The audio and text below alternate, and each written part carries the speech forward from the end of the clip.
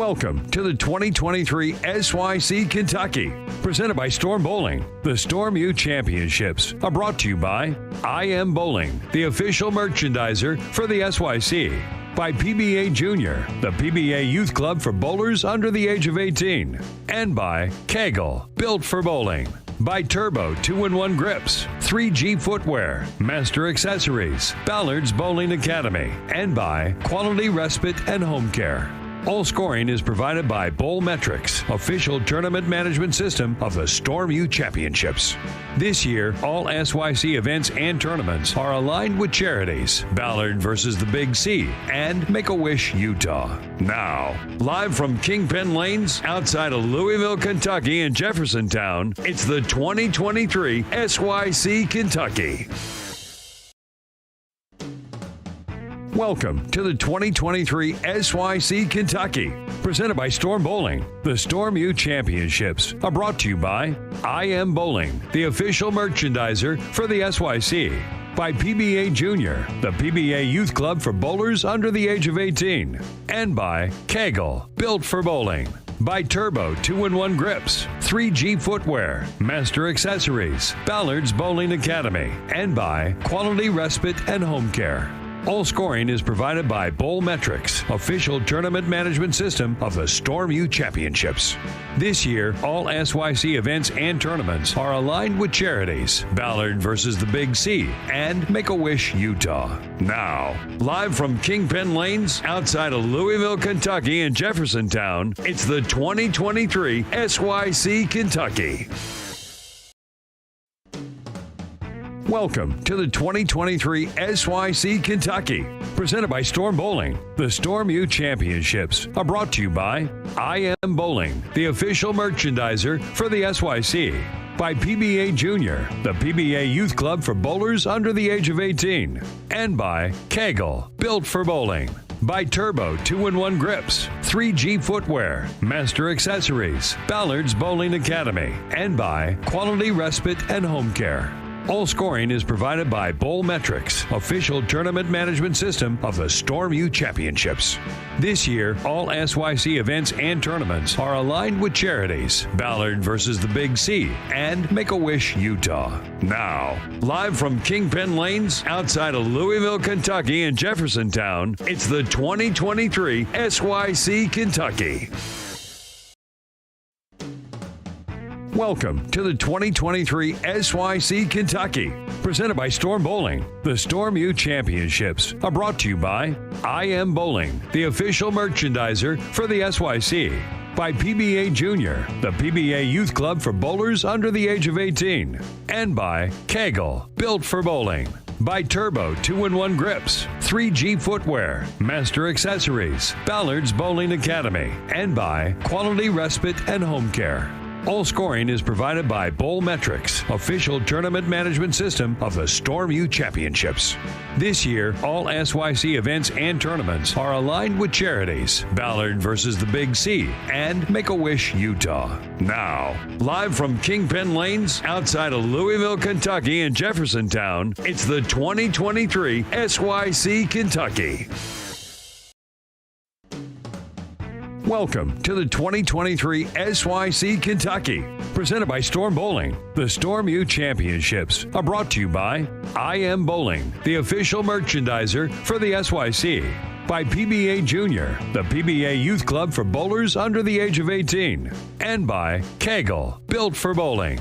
By Turbo 2-in-1 Grips, 3G Footwear, Master Accessories, Ballard's Bowling Academy, and by Quality Respite and Home Care. All scoring is provided by Bowlmetrics, official tournament management system of the Storm U Championships.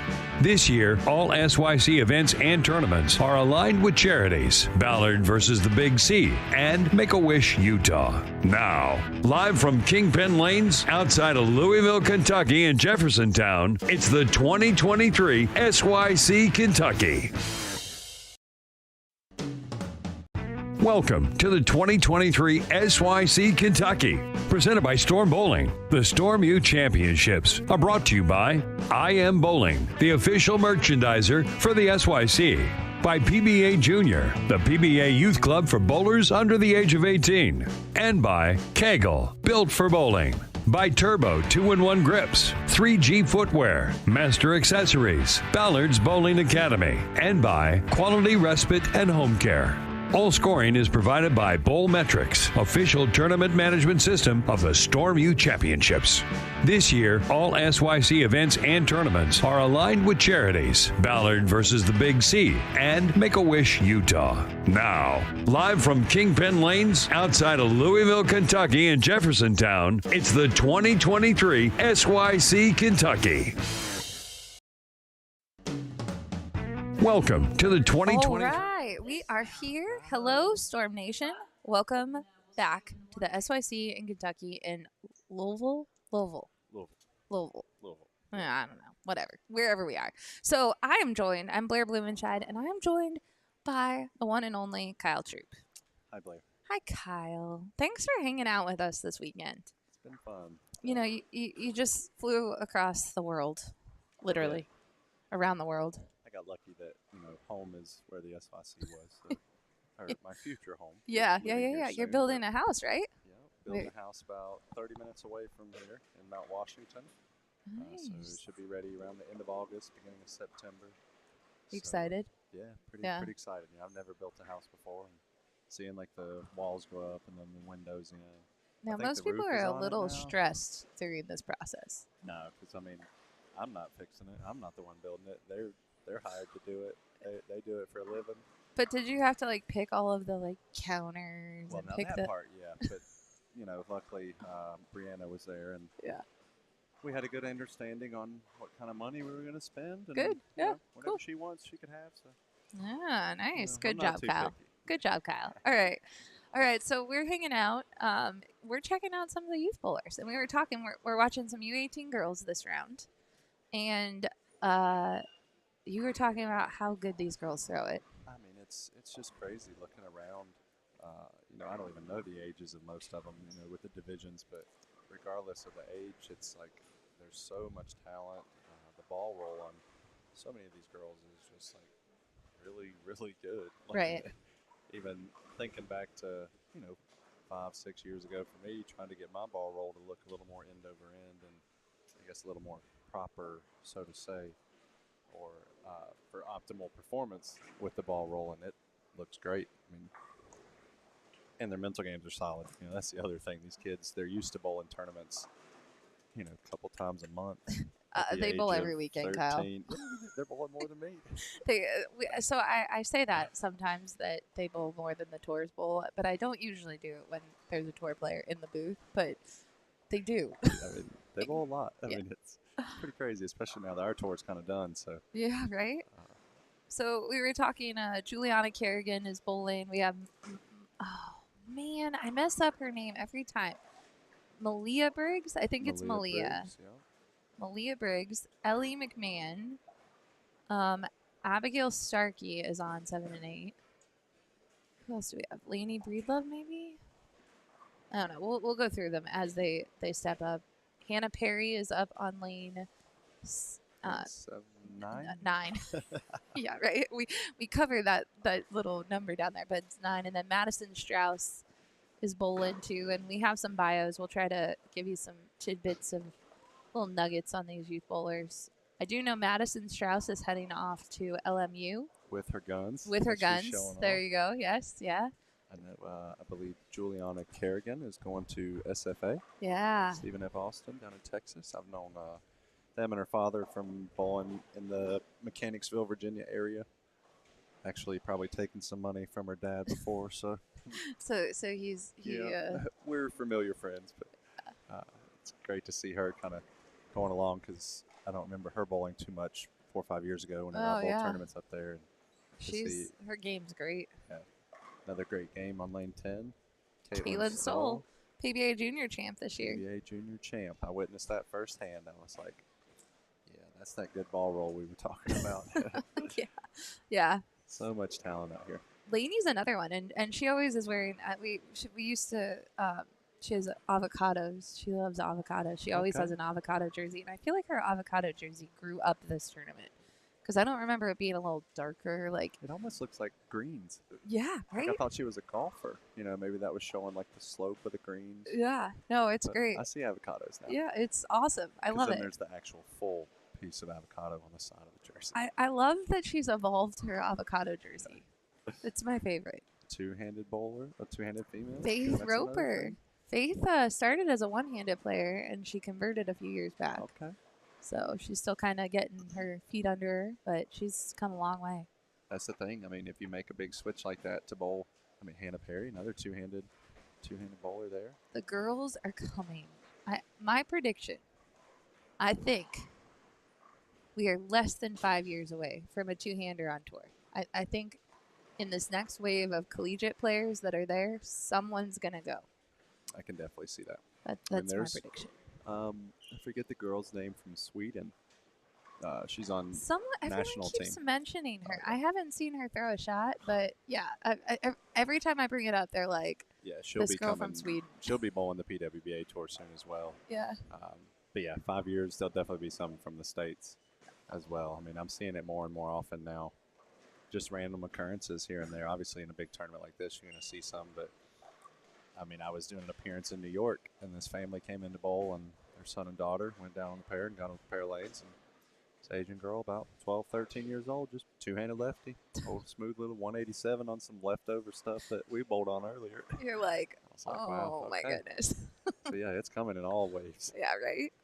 Okay, so Abby Starkey's up. So we have this awesome homemade Kentucky Granny Mills cake.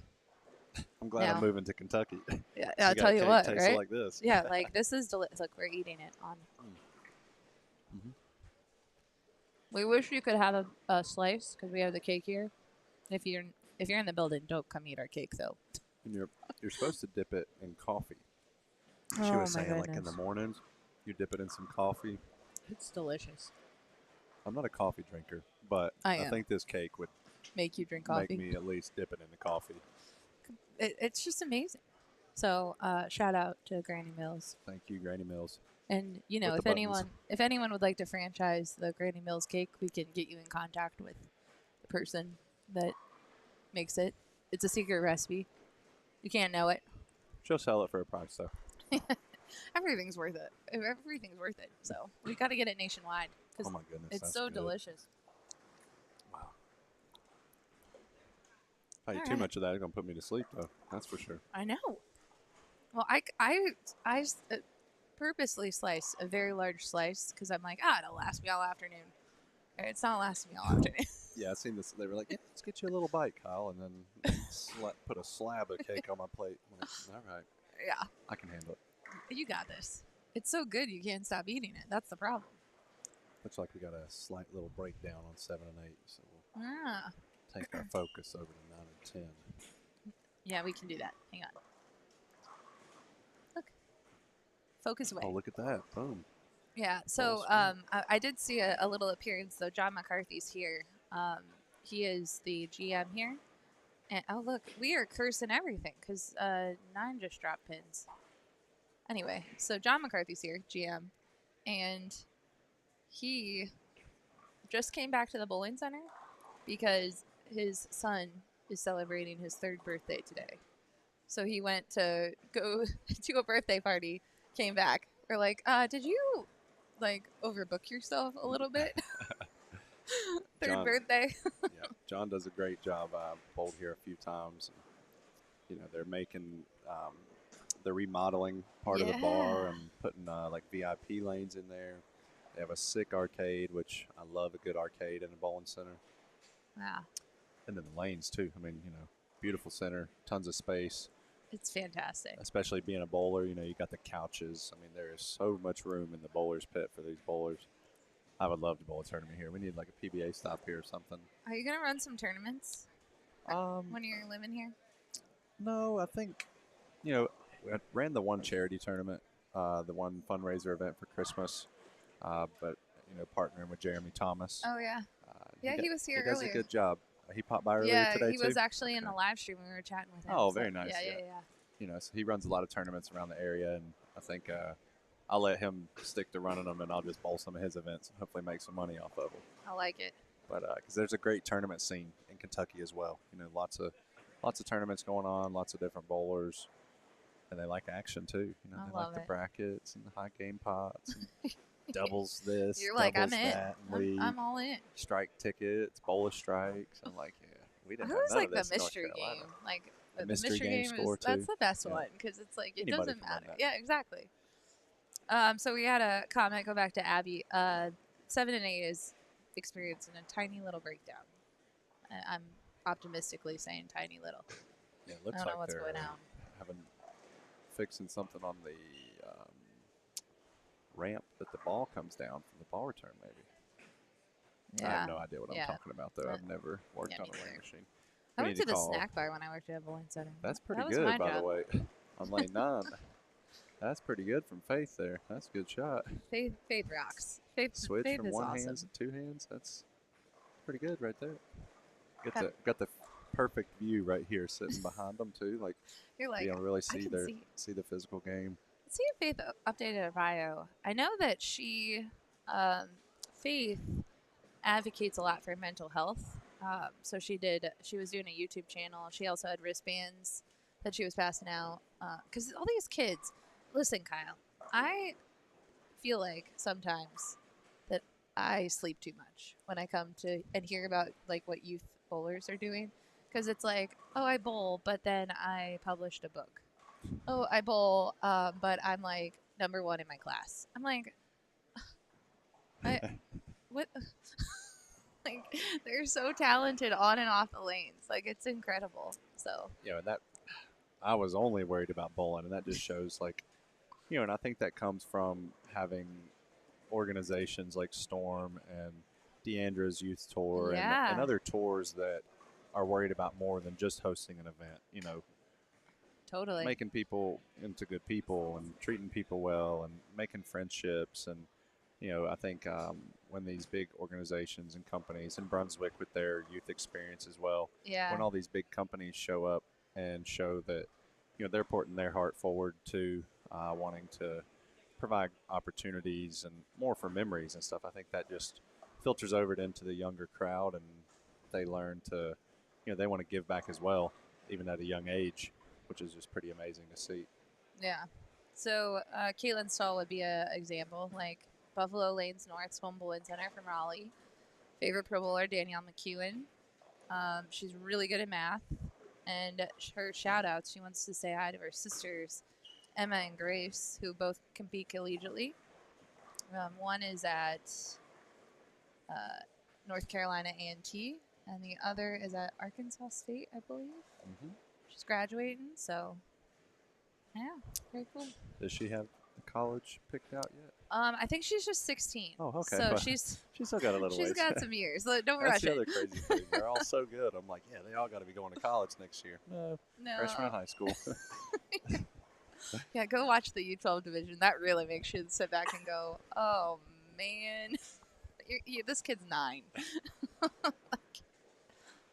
I was walking around a little bit on the other side, watching during practice, and yeah, them boys, they got some rev rate too. I mean, Yeah, right. And speed. The speed always gets me too, because sometimes they can get the rev rate, but they struggle a little bit with the legs and the getting that speed. But it's all about kind of matching the speed to the rev rate. yeah. So Madison Rook, she is from Keithville, Louisiana. All-Star Lanes. Favorite pro bowlers: Jason Belmonte, Shannon O'Keefe, and Lindsay. newly champion Lindsay Boomershine. Shout out to Lindsay Yeah. Boomershine winning the Queens. That was fun. First title. Matt McNeil and I were actually FaceTiming my girlfriend to watch that Oh, in no way. Japan Oh, that's funny. on the bus ride, on the car ride to our next bowling center. We got to watch the last 5 frames of that match. That's live, so awesome. we were rooting you on, Lindsay from Japan. Congrats. Yeah. She's been close many times. You know, some unfortunate bad performances in Yeah. title matches, but that just makes it that much better.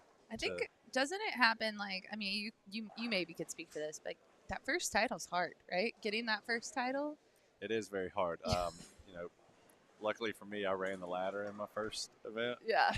Yeah, first sometimes try, it's easier to it do that than it is to lead a tournament and have to win, right? Yeah, it worked out well for me, and I think if I would have been the number 1 seed, no shot would I have stepped up there and bowled one good game on my first show, going for my first title. But getting a few games under my belt. Yeah. And I don't know if Lindsay's ever really been in that situation. I feel like she's almost been the number 1 seed every time when she makes a show. Yeah, I think there was one that was a really brutal lane condition, like those greens. Yeah, like they that were was tough. that those lanes looked awful.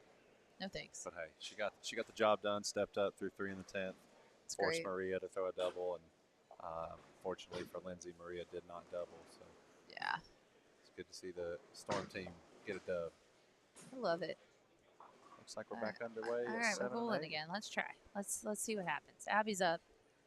Abby, is that a DNA? Looks like a DNA. Yeah. Good shot. Oh, you know what? They might be practicing. Actually, I don't know. They're not practicing. No, they're bowling. Wow. That's the thing. These girls are under 18. They don't get sore. They're like, we're good. They don't tighten up in 5 minutes. They're good to go. I'm if that had tightened been up. the PBA tour, it would have been like 2 shots on our opposite lane, please. Like, yeah, there would have been bowlers just getting mad. And, I'm not bowling for score after waiting. Oh yeah, it's rough. You're like, I'm happy to be sitting here right now. I was warming up. I was bowling the other day, and there was a team like pre-bowling or post-bowling beside me, and I just went and threw my first couple shots, and it was like, getting loose and whatnot. Yeah. This older guy's like, I'm glad to know it's not just me. Even these kids over here making that noise. I'm like, yeah, I mean, it takes me about 6, 7, 8 shots to be ready to bowl. It just gets worse, dude. Oh, yeah, I know. I haven't seen the gym in 3.5 months either. Yeah. So Rachel Moore is a past SYC champ. She's up on lane 9 here. She's from Keok. Oh, man. Keok? I don't know. We'll go with that. Arrowhead Bowl is her home center. Favorite pro bowler, Derek Sapp. I've heard of that name. I know Derek. Yeah. She won the 2022 Teen Masters. Okay. She also plays softball. She's a really good softball player. And she is 18, so I don't remember where she's going to college. She got some heat on the ball, too. Yes, she does. She throws it good. So does Madison, man. Madison throws it great. That's solid, yeah. I mean, going to work with Nate Garcia and Elise Bolton next year. They're down at what is LMU? It's Lincoln Memorial. Yes. Lincoln? Yes. Yeah. I just could think the letters. I'm like, there's so many universities now. It's hard to keep them all straight. Kyle, would you ever coach college? Ooh, I don't know if I could coach a whole team. Yeah. Like, I mean, I've done a decent amount of clinics, and I'm sure if maybe I had somebody else with me, kind of teaching me along the way, I mean, I could maybe do it. I would enjoy it. I enjoy coaching. I was coaching a kid in a tournament a couple weeks ago, and that was a lot of fun. It was the first time I've ever really coached through a tournament for someone, and finished third, top 4, so that was a pretty good finish for us. Nice. And I was back there, riding, dying, sweating it out in between frames. It's stressful, right? It is. And, yeah. After being in Tokyo for the week, I probably gave lessons to 70 people throughout the week. Quick lessons, just little 10, 15 minutes per person. It's a great feeling when you leave, and then especially seeing the improvements of some of them. I mean, it would be the smallest adjustment, and then their eyes would just get so big, like their face would light up to be able to kind of help them and leave them with something, because then who knows if they'll get to see us again. I mean, it's been 4 years since I've been to Tokyo the last time, so we were able to kind of give them a little nugget for their physical game, help them out, and then they love you guys over there. Yeah, that's the thing.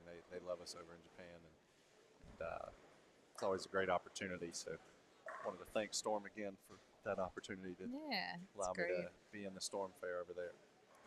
So Lainey up here, she's going to Nebraska next year. Okay, Nebraska. She enjoys working out. She says, besides bowling, you usually find me working out. I really have come to love fitness, and she's planning to major in exercise science at Nebraska. She wants to be an athletic trainer. All right. So. Well, I will be calling you. Yeah, she's Laying it. Yeah. Whatever. Another 5 years from now, I'm probably definitely going to need a trainer. Yeah. Well, it's true. I mean, I think we talked to a lot of the players. I mean, and you know, because of your dad, right? Like, there is way more fitness on the gym today than there was on the previous tour. Yeah, for sure. Yeah, you guys take it a little more seriously on the gym side, not anything else. I'm not taking away. On the fitness side, just because I don't think there was a lot of focus on that in the 80s. Right. Or doubt the they really game had was- gyms available in every city like we do Planet Fitnesses in pretty much every street. Yeah, right. And that, I mean, that just shows it's 2023 now, and fitness is more important for so many aspects. Yeah. And I think it's The game has kind changed of so proven much. already too. I mean, it's more, it's a power player's game now. The body is used in a more powerful position, more torque on our body in different ways, especially the two-handed delivery. That is still the telltale. How long can we bowl two-handed? And I feel like, Belmo's only, 39, 40 years old maybe? I'm not quite sure, but he's by no means old yet. Yeah, So, right. that'll just be the time to tell. But I feel like if you're not taking care of your body, stretching at least, flexibility, I know rash is a huge component of it. And unfortunately, he's been dealing with injuries. And I think that's an example of a bowler that maybe realized it a little too late that, hey, I need to start really taking care of my body. And he's trying. Right. And unfortunately, a few of these injuries are kind of holding him back. And it's a little later in his career. There's only so much he can do. Right. Minus some surgeries, hopefully, to avoid. So that's why anytime I can speak on fitness and brutal. Stretching at this age, at 18, 15 years old. Right. Well, and we get a lot of questions from the kids and their parents, like what to do to get them started. And I always recommend, I'm like, you're never too young to start working with a trainer, especially if you're investing in this game, right? Invest a little bit more in the gym and actually work with someone that either understands what you're doing, like go and explain to them bowling, right? Let them see you bowl and really kind of get a routine set up for you, because there's a lot of stuff you can like do online, but until you really work with someone and cater it, like then you can kind of keep that routine that they teach you. But it's a lot harder doing it by yourself. Even if you only get a trainer to help you build a little structure and a plan. Yeah. Not even if you don't have to work with them every week. If you can kind of get a structured plan together, and once you get through those first few workouts or whatnot and know what you need to do, that's better than just kind of going in there blind. It's just like practicing bowling. If you go into practice with no goal in mind whatsoever, and then before you know it, you've been in there bowling for an hour just throwing shots down the lane that didn't really mean anything. Yeah, you can do that in the gym. And then you ask yourself, what did I just do on the lanes? I don't know. I mean, I bowled 5 games, but did I learn anything? No. Yeah, same thing in the gym. Yeah, exactly. You're just kind of derping around, picking up a weight here and there. Texting, look at what other people are doing. Yeah. Facebook, hop on the treadmill. Oh, it's been an hour. Take a selfie. What'd I do? Well, I haven't sweat yet, so all right, good workout. Yeah. It's all about having a plan, and a goal moving forward. But and I think Heather Sterner still does bowl I was fit. gonna say, Heather which is Sterner, great. Bowl fit. I know Diana Tanjalova is she is a certified personal trainer. Yeah. I haven't seen her put out programs yet, but I think she, if she's not already, is planning to do that. I would imagine. I mean, heck, I feel like Verity Crawley and Danielle McEwen can put out some workout plans. Yeah, and really. all, Danielle's on fitness. so in the gym all the time. Yeah, so it is important. It really is. And it just lengthens your career, like you said. I'm going to hit the share button real quick. Are we live on? Storm Bowling. Storm Bowling. Okay. I thought I set it up on Storm Junior, but, me and Facebook are not getting along right now. I don't know if you've heard. I can't get on Facebook right now. You can't? What'd you do? It's a long story. I'll tell you in the break. It's not. We'll say, hey, we are live from Kingpin Lanes at the Storm Youth Championship. Yeah, and if anyone's watching and is in the comments and they have a question for Kyle, now's the I've seen a time. few, Ask Brian XC was saying, hey. Hello, Oh, hey. Brian. Oh, ZNA Bowling has a question. Which one? Oh, yeah. All right. What do you got? What's your question? Someone's shouting out Bella Love Castillo. She is not here bowling this tournament. I haven't seen Bella in a couple I have tournaments. to say, I haven't been to a ton of the SYCs, but I don't recognize a ton of faces at this one. So, yeah. So this one sold out really, really fast, first of all. Hey, let's start there. It sold out in 2 minutes. 2 minutes. Oh Or gosh. less. Yes. Faster than sneaker drops.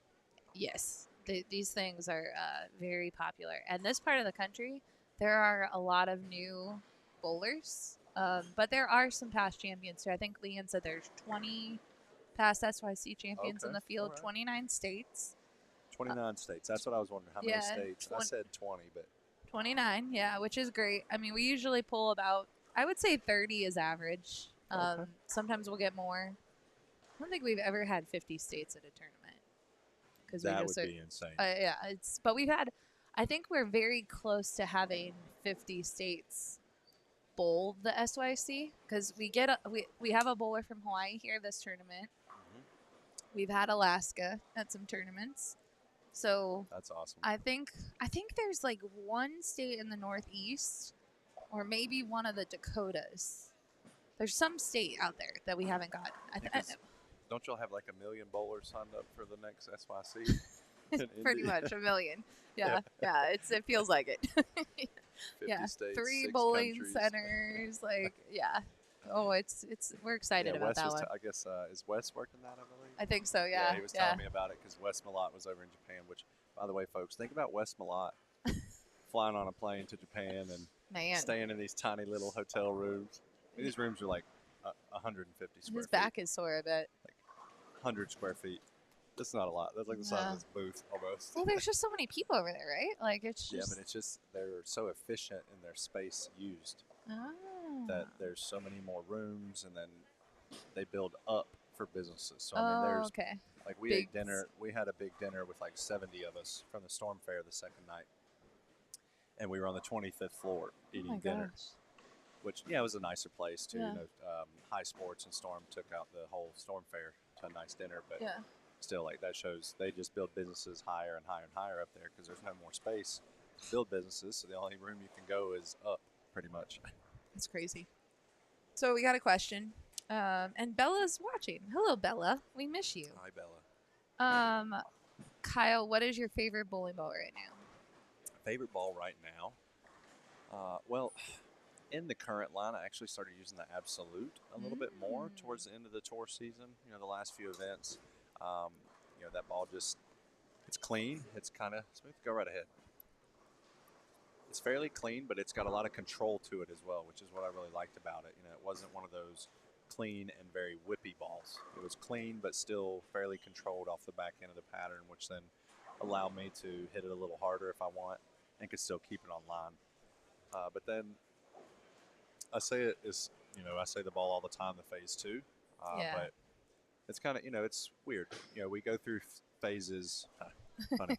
Yeah. We go through phases of throwing certain balls. And, I would say last year I really didn't throw the phase 2 too much, but it's like this year the phase 2 came back to life again. And it's was a ball going down the lane almost every event. Wow. So, they're both still in the current line, but phase 2's been around for a while. So. Oh yeah, that's a staple though. I think one tournament we went around and asked every player what ball they can't live without, and it was phase 2. Phase 2. Yeah, it was like all of them. That or spare ball. Yeah, totally. Have you thrown the new DNA yet? I have.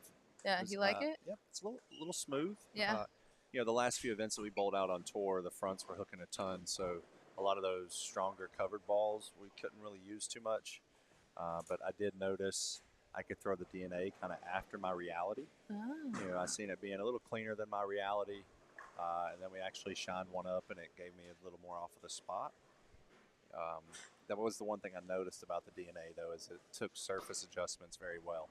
Gotcha. I've kind of shined one up. It gave me a little more pop off the back, and then adding a little more surface to the DNA didn't really slow it down. It still continued through the pins. So I get excited, when the new balls come out, I always kind of check the surfaces of them, and some balls tend to maybe not roll as well when you hit them with surface in the past. Over the last several years, seems like some balls just take surface better than others. Sure. DNA is definitely one that I've played with the surfaces going up and down, and haven't seen any change of performance, only to the upside really.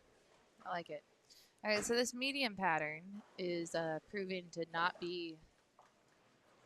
There's some striking going on. I see that. Actually, I'm going to pull up the pattern. I took a picture of it. I forgot we didn't before we really talk about started. it. We got a little thrown off by 7 and 8. That threw us off a little bit. So, yeah, because we'll talk about it real quick as 9 and 10 are finishing up their first game. Medium pattern, we have 41 feet in distance with 28.2 mils. And the tank conditioner says KEGEL, so not quite sure what oil they use. That would be more of a question for McCarthy here. Yeah, I'm not sure. He and was watching earlier. I don't know if he's the still ratio looks like about 3.5 to 1, so that's kind of on the medium. I mean, a little bit on the lower side, Yeah. But yeah, as we're looking, I mean, Caitlin Stoll shot 238. 238 for Caitlin.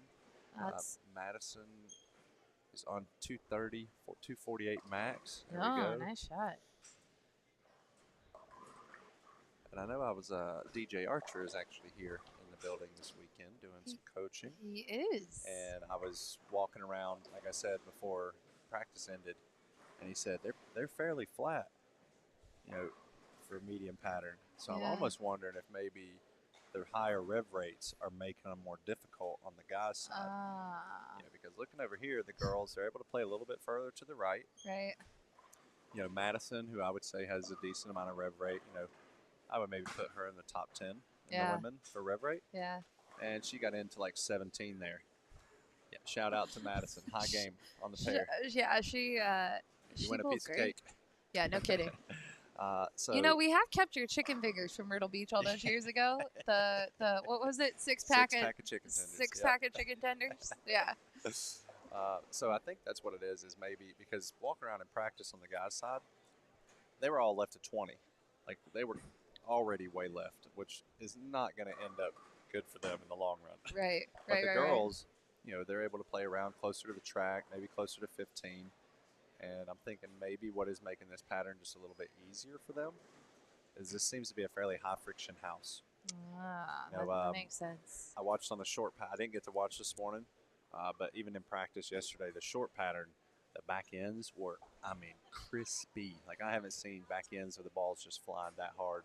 Well, you know what else helped it? And I don't know if this is the house, but the gutter didn't play exceptionally well here this morning. You had to kind of be really far to the right, playing it like straight up. But when you were swinging it, there was a total OB. So I don't know what happened, but yeah, that could be a combination of things, but it could be. I still think the high friction in the track. Sure. I feel like the gutter may not hook here. If the gutter doesn't hook, the pattern's going to be harder to begin with. Yeah. If there's no bounce out on 1, 2, 3, then that automatically forces you a little further left. And then the further left you start, the worse it's probably going to be in the long run for 5 games. But I think here the extra friction is kind of helping this pattern develop a little better for the women. Maybe not having to curve it quite as much, but still getting a little bounce off of that track area. So I think you're right. I think that's a good observation. Max wants to know if you have a Summit yet. Summit, I do not. That thing looks sweet, though. Seen the info whenever we were in Japan. Really looking forward to that, but no, I have not got the Summit yet. I would imagine when I get home from Mexico. I'm going on vacation on Tuesday, so. Who allowed you to have a vacation? Just I had to do a lot of work. I had to call my boss, ask Bill and Barb Chrisman. Yeah. So I could take I'm sure they were good. They're like, yeah, go Kyle. No, that's good. It's great. Yeah, you guys had a very, what's the word? It's not abbreviated. It's like condensed for this year. Like you guys were bowling you had one travel day and you're bowling. It was nuts. You talking about this year? Yeah. They condensed it up pretty good for us. The one thing they did do well was they kept us pretty close from week to Yeah. week. Yeah. There was only like 2 drives that were over 8 hours Oh, almost that's for the great. whole tour. Yeah. You know, which previous years, Jesper and I were driving like 10 hours every week, it felt like, which is pretty miserable. Yeah. Yeah, that's brutal.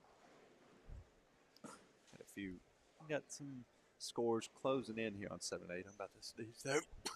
Bless you. We get Miss Alexa up here. Alexa's another local young lady here. I think she's from, I can't remember what city in Kentucky, but she's from Kentucky, I know.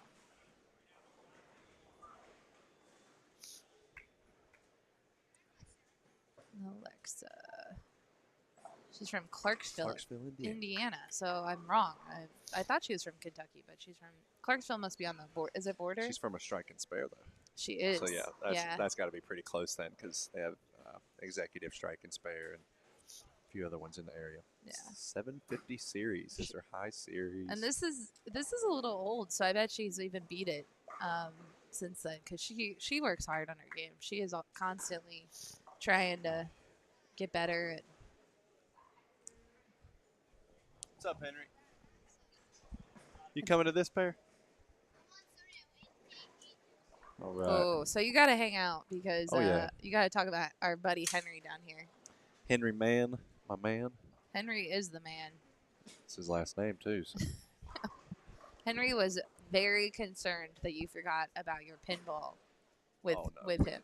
I walked right in, and I was like, yep. I walked in with Bree, and I said, Bree, how much on bet Henry's ready to play some pinball? And I walked in, and he's first right thing, there, right? Leanne was like, Henry's looking for you. Time to play some pinball. Yeah. We were playing. We actually played a game together. He used the left flipper. I was using the right flipper. Nice. We were working it. And then he let me play one by myself, and I won 2 free games for him, and then left it. Nice. Let him finish up the free games. Yeah. So you're gonna see Henry, and we must have the U. I think there's one U12 girls pair, and Henry's bowling on it. Heck yeah, Henry. Look at Henry the ladies, man. That's right. Henry's rocking it. All right. So even with the big breakdown in the middle of the game, you know, that can be pretty tough to kind of bounce back from or find your, that's a good break there from Abby. Take that, Abby. I mean, we got several people pacing over 200. Catch a couple strikes in the 10th. Laney covered this, 204 max. Didn't miss a single pin last frame, so. Yeah. Looks like she got a little something going on, maybe. Clear her head a little bit after missing the single pin and then missing the head pin. That's a good Get them spare. all, yeah. There we go. Good job. I bet she strikes on the field now. Yeah, you can. She's like, You can see. Yeah, she's like, Avocado looking a little brown. a little angry avocado. Abigail stepping up 239 max. That's a really good score, especially dealing with the breakdown there. Good All shot. right. Abby works with the great Bill Spigner. That's her coach now. New 100,000 pin club for Bill Spigner at Yes. USBC Nationals. Yeah. Shout out to Shout out Bill. to Bill. He's awesome. His family's great. Matt McNeil and I were talking about that accomplishment, and you know Matt McNeil has done very well at Nationals. I think he's got 4 Eagles. He's with, all right. Massive amounts of pins for 9 games. I'm pretty sure he's Hall of Fame eligible. He just has to get old enough. And then he was like, we were figuring out how many more years. He would still need to bowl like 30 more years to get to the 100,000 pin club. And he's probably averaged 240 at Nationals for his lifetime. And he still needs 30 years. So it's just impressive feat. Oh, yeah. You know, I think Matt said he's on like 16 straight, though, already for him. Oh, wow. At that age. That's incredible. incredible. I have no shot of having like a big, I've bowled it 4 or 5 times, but then I took a break one year, didn't bowl one year. So. Right. Yeah. You But had a I good. do have a team eagle. Yeah, I was just gonna say you had a good outing. We won the COVID year. Yeah. Hey, take it, right? Yep. Only one team on the pair. I was, instead of having 10 people on the pair, we only had our team, so it was a lot easier to kind of control the lane and realize what the lane was doing and take advantage of it. Take advantage of it. Yeah. Nothing wrong with that. We bowled July 3rd and 4th this year, so our team likes to celebrate the holiday together while we bowl, I guess. That's cool. I love it. Oh. Yeah, even the flies are liking the cake here. Yeah. Hey, no flies. Fly away, fly. Yeah, I'm going to cover my cake up. Yeah, you don't want. We're not giving this cake away, you guys. No, definitely ain't giving it away to the flies either. All right, there we go. Okay.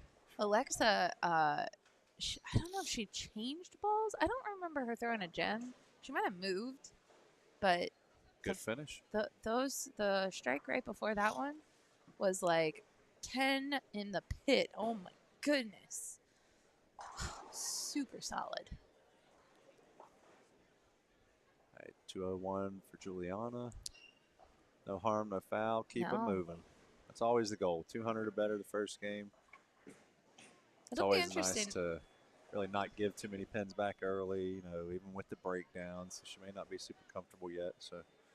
It'll also be interesting because these scores in front of us were relatively high, but I would like to see what the pace is. So I'm waiting until this game gets all inputted, and we'll pull up some scores because those were two really good pairs of bowlers.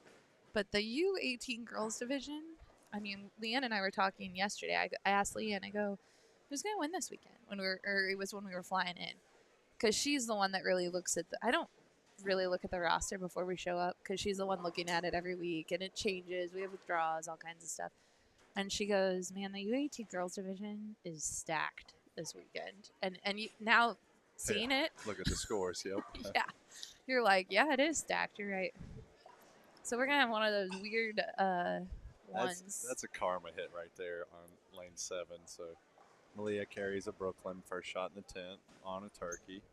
And then just stuffs a 7 right after it. So that's bowling. Not nice. 220. So this was my good start. discussion earlier, Kyle. So I believe that bowling is mean. That bowling is mean? It is mean because if you throw a good shot, you should be rewarded and you should strike. And it does not always happen that way. Okay, but then what happens when you don't throw a good shot and you strike? Well, I don't You talk expect about that that. as well? Of course. So it's got to be nice and give you all the good breaks. That's what I'm saying. That's all I'm saying. But, like, when you're bowling on something a little tougher, not a house shot, you're like, come on. I threw a really good shot and I stoned a 9-pin or whatever. It's just, Blair, sounds like you need to work on your process a little bit. Yeah, I do. No, that's true. That's true.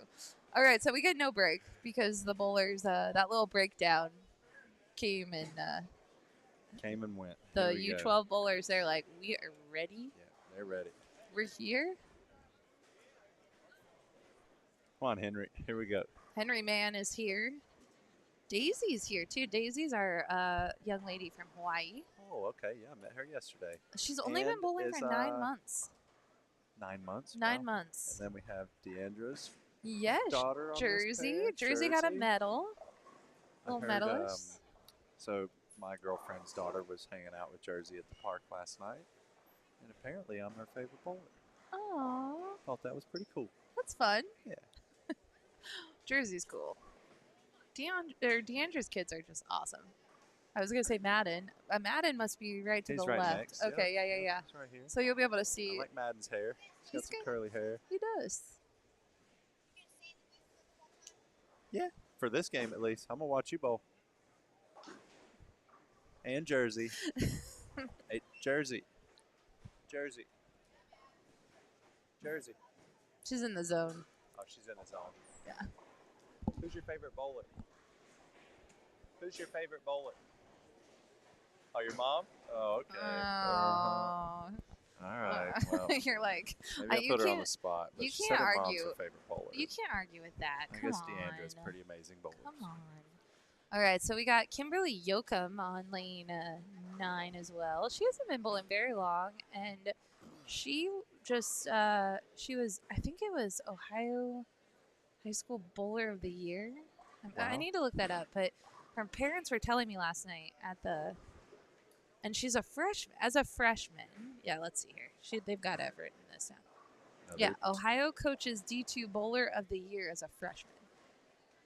Wow. Shake it off, Kim. And that was Kimberly Yoakum here. Kimberly Yoakum. Yeah. Okay. Wow. Very nice. Yep. Yeah, she's really worked on her game. She's part of our evolution program. which is a free program open to any youth athlete. And, you know, Love that. everyone always asks, like, how do you get on staff? Well, the first step is getting in the evolution program, and then you can learn what it takes to be a staffer. Man, Jersey is. She's good. Oh my goodness. Well, the last time I saw Jersey She was a throw the button, ball, too. she did not throw it like that. She's got a good proper swing. Yeah, And Deandra's definitely been working with her. You can tell that. yeah. I seen whoever was lead off on 8, Allie, another. I think that Or was Olivia. That's Olivia? Olivia. That was our gold medalist, Olivia Right Portilla. here, in the Elite Youth Tour shirt. Yeah, Yeah, two-handed lefty. yeah. Yep.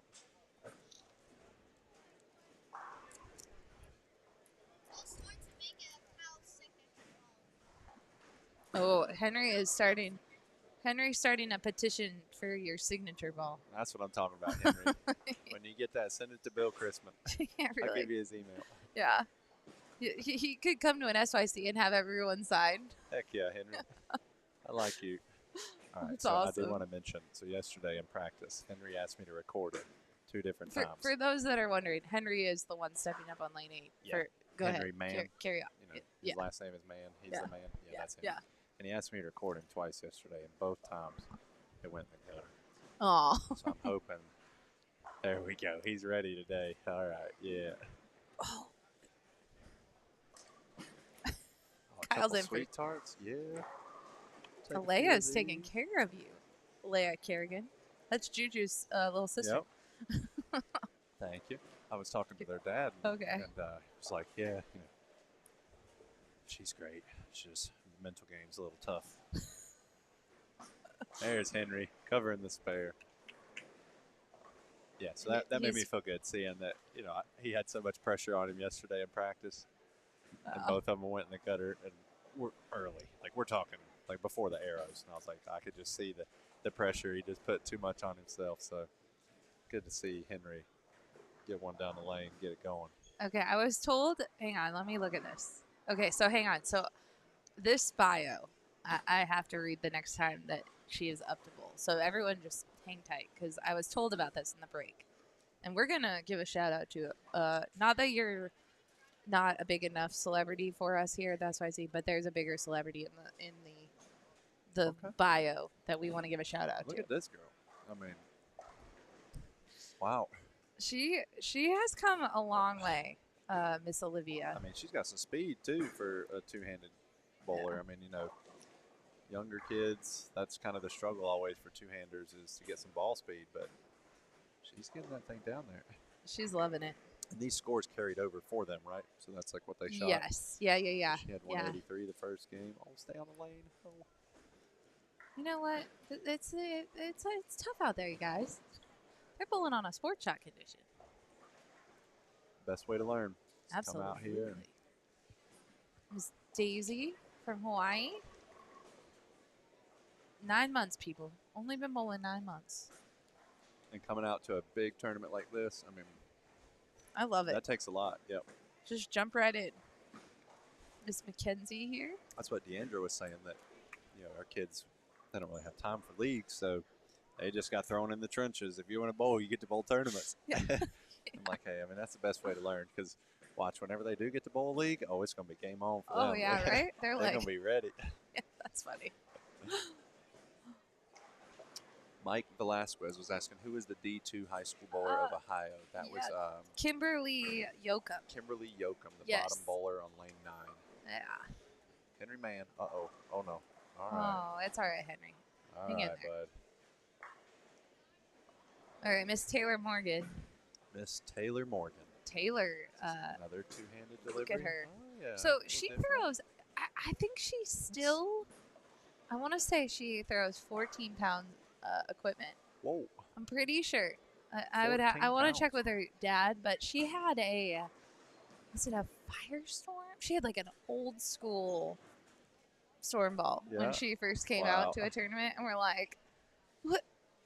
And I want to say she throws 14 pounds. I'm pretty sure. She just gets it down there. So we always say, like, don't mess with Taylor. She Pull that sunstorm out. right? There you go, Henry. got to keep them feet slow on the first shot. Getting a little too quick. Henry covered up the gutter with the spare. Have you quizzed Henry on the cores inside of bowling balls? No. Okay, you got to do this today. Oh, he knows about them? Ugh. You could ask him any bowling ball. He knows what core is inside. No way. Yeah, test him. Henry, what core is inside the phase 2? The velocity core? That took all of about 2 seconds to answer He's got that. this. He showed me last night. he showed me last night that he's on the Storm website every day. And he caught a mistake last night. I'm like, I'm hiring you, found Henry. a mistake. Oh, Henry, you're hired. Yeah. that's pretty awesome. I don't even know the name of the course. Okay, so Miss Alyssa Bechtel, who just converted that spare, I don't either, for the record. She's 13. She's from Erlanger, Kentucky. I probably pronounced that wrong. Favorite pro bowler, Daria Payuk. She went to state in high school as a 7th grader. Wow. She really likes go-karts in her free time, and she wants to say hi to her sister Katie and Joe Burrow. Super Joe. Super Joe Burrow. Her parents told me, they're like, we asked her who she wants to say hi to, and she really wanted to say hi to Joe Burrow. Heck I'm yeah. like, okay, I'll say hi to Joe Burrow. Joe, if you're watching. Here, let me text him real quick. Me and Joe, we hang out in the off season. Yeah. Oh, man.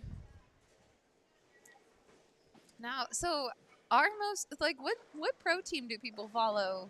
Because there's no pro team in Louisville. It would probably be either the Cincinnati Bengals Right. or the Indianapolis Colts. Okay, yeah, Those because are those both are about close. 2 hours, Yeah. 2.5 hours.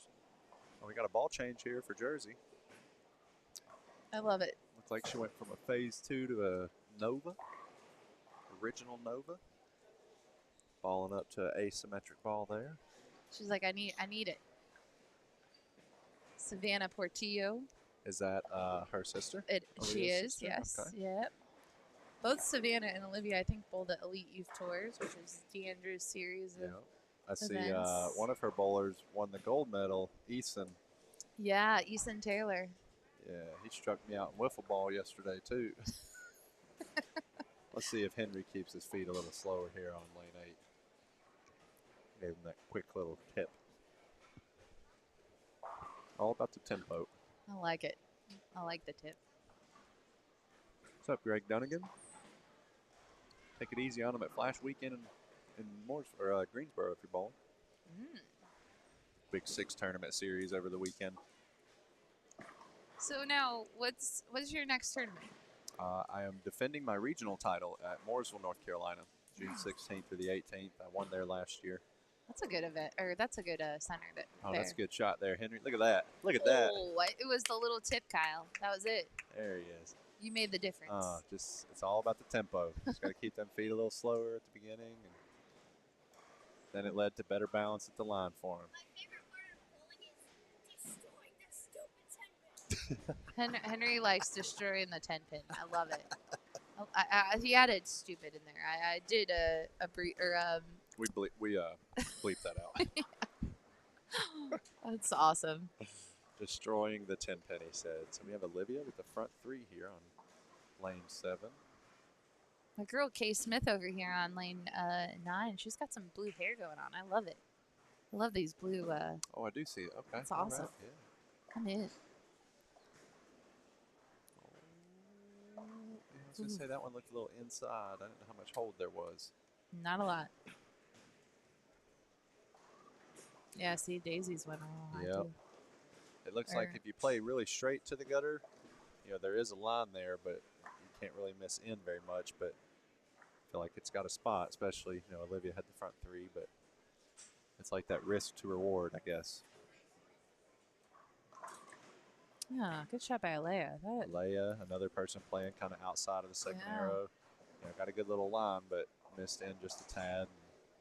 4-9 there, but interested to see the scoring pace too. Oh yeah, that's what I was gonna do. So the score should be in by now.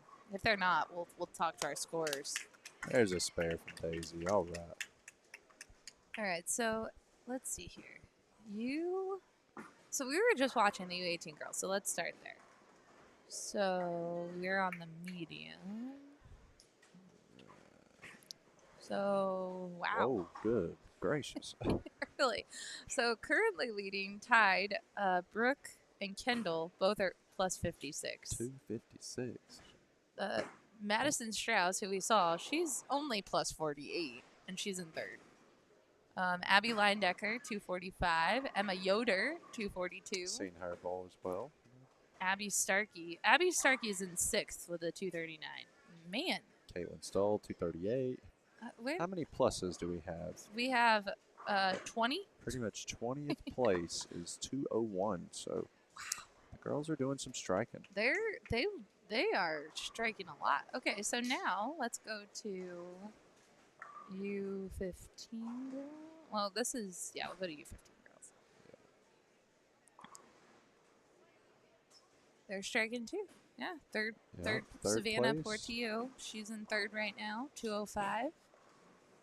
Kim Yoakum, fifth, 196. Alea, sixth. At 193. Yeah. So Yeah, they're bowling good.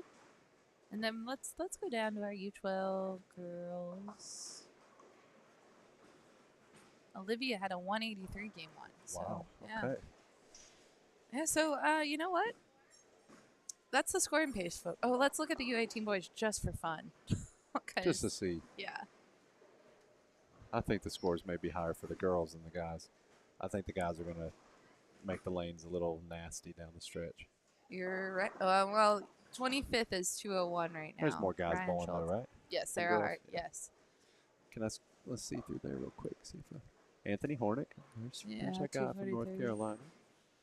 See if I know any other names on here. Griffin and Landon. Yeah. Yeah. For the Jordan fans, Griffin is beating Landon. Griffin Mhm. always likes it. Go when- Griffin.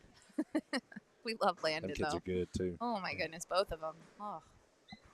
Aaron Curtis Perry. Sweezy's interesting. Curtis Sweezy Sweezy. broke his thumb and has converted to two-handed. Wow. Okay. So well, he had to do it when it was broken. It's healed now, but he told his mom, hey, I'm going to stick with two-handed. So he's bowling all right. His I'm mom on told Team him. Sweezy. His mom told him that she's not buying him a whole new arsenal before junior gold, so they're just plugging balls right now and then really jumping in, playing with layouts and stuff, because that's the tricky part with these kids. Like, A, they grow, and then B, Hands change. Yeah. So I guess it's make sure you're two-handed then. yeah, right? You're like, no thumb. Yeah, that would suck. I guess. Growing up and your hand just keep getting bigger and have to change your grip every 8 months. It does suck. I agree. That is, you bring up a very good point that we will remind everyone who's watching. If you do have a youth bowler, visit a local Storm VIP pro shop every 6 months and get that hand fit, hand checked. I think it is. They are getting better though, because I think that word is spreading. Because when we first started SYCs, we would see kids that they'd come in and their hands were beat up at the end, and it was just because they'd outgrown a fit, and you don't realize it if you're bowling just 3 games a league. Yep. But you come out and bowl 15 games at a weekend, you feel everything. Oh, I thought we had a 6, 7, 10 there on 10. All right. Let's see. Henry Mann up on 8. It's good tempo. Looking pretty good. Looking pretty good. Yes, sir. Did you throw it like Henry when you were 9? No. I played dead straight when I was that age. I used a green white dot, but I also, when I was young, I had a bunch of ball speed. Yeah. Well, yeah. at that age, no. I was actually curving. Yeah, never mind. I was curving the whole lane with a zebra ball. Nice. That black and white zebra visiball. Nice. Yeah, doing the big slow curve like Henry. Then whenever I got speed, it was like, then I went to just yanking it up the second arrow as hard as I could for like 5 years. So I went from like one extreme to the other. Yeah, because it does happen quick, especially with the guys. They start Start sprouting growing, up they just and- take off. Oh, yeah. Well, that's why I was joking with Rush Scene. He's grown about a foot since the last time I've seen him. I'm like, Oh, I do remember like taking pictures with some of these kids and then seeing them a couple years later at SYC, and You're like, wait a It minute. is insane. And then, their parents are showing me the picture from the last time, and he's like to my waist, and now he's to my shoulder. Like, okay. You're like, What did are you I feeding shrink? these kids? Yeah, really. Like, what happened here? Try by Alyssa there. That's the other thing. These kids are really good at their spares. Oh yeah. Madden on lane 6.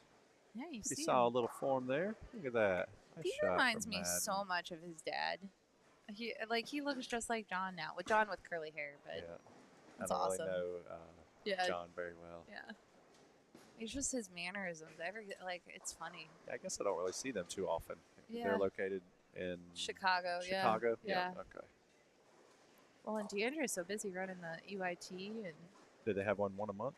yeah, Pretty much yeah. like y'all do? Yeah.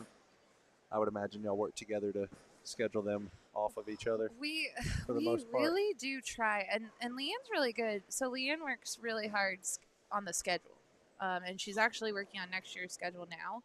And we try to get ours out as quickly as we can, That so way that you kinda, yeah, you're so not that the ones booking on other people. If, we're out. if they choose to, it's on you. But Yeah. It's But we on them. do, as soon as it's mostly finalized, when she's working with a local area, because it's impossible, you guys. I will vouch for Leanne.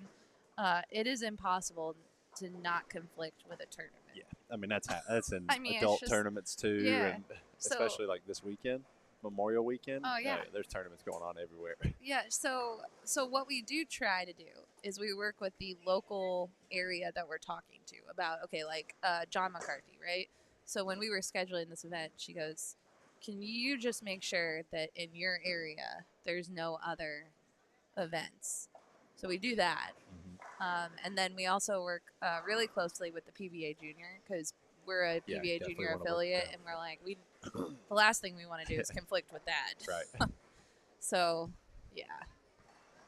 But sometimes, if someone's running an event in Pennsylvania and we're in Nebraska, that's happened Yeah. before. So you're like, okay, well, It's crazy that I guess y'all still get kids to come from that far away Oh, for yeah. this tournament, but Oh, yeah, yeah. unfortunately, you can't worry about tournaments all around the country no, because yeah, it's impossible. it's going to interfere somewhere down the Right. road. Yeah. Yeah. Henry, oh, Come that's on. a back-to-back on that lane. It's a little tighter. 2 strikes on the right lane, 2 4/8-10s on the left. The left lane might be a little tighter there, Henry. What kind of scores do we got over here on 9 and 10? Well, I just noticed another youth bowler that's grown a foot, Tyler Anderson. I was just talking about, like, every time, these kids. Who's that? Tyler Anderson down on lane 5. He's just off. He's in the shirt you just Oh, yeah, I see. took a video of him yesterday. Yep. Yeah, he's grown a I've lot. met him a few times. It's always fun. You can see with the guys too, that and parents don't get mad at me for saying this, but you can sometimes they grow quicker than the parents can keep up with the dress pants. So every once in a while at a tournament, you'll see a little gap, and you'll be like, "Oh, there was a growth spurt."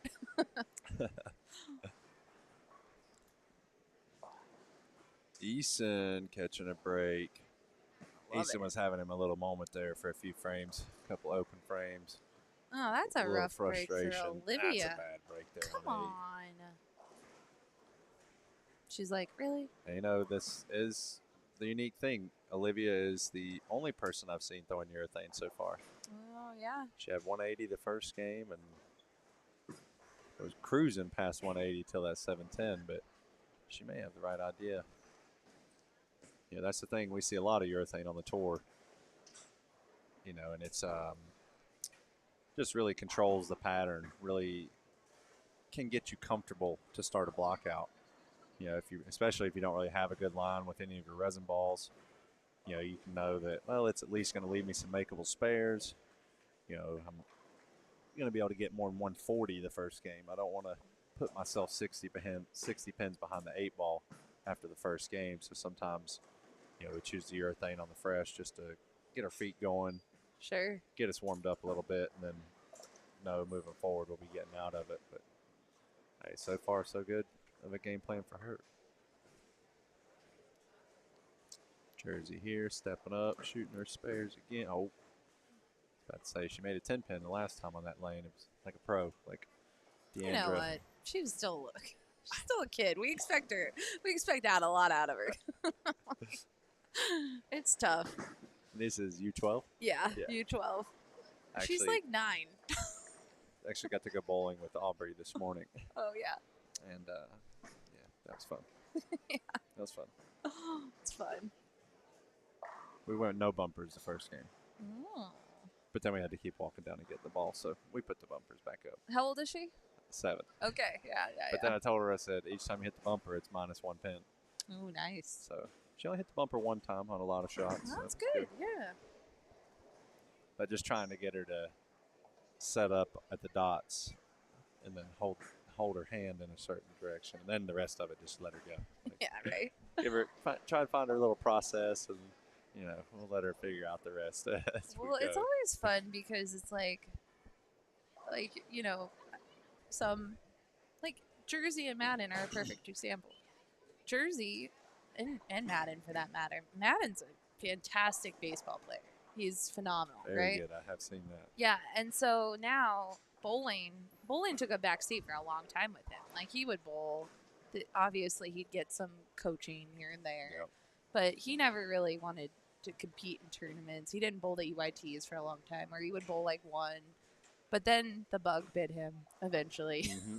So it's fun to see like the pro bowlers' children. Like Wes Malot's another example. Yep. Like Oh, killer baseball player. right, and his kids, they've been bowling all along.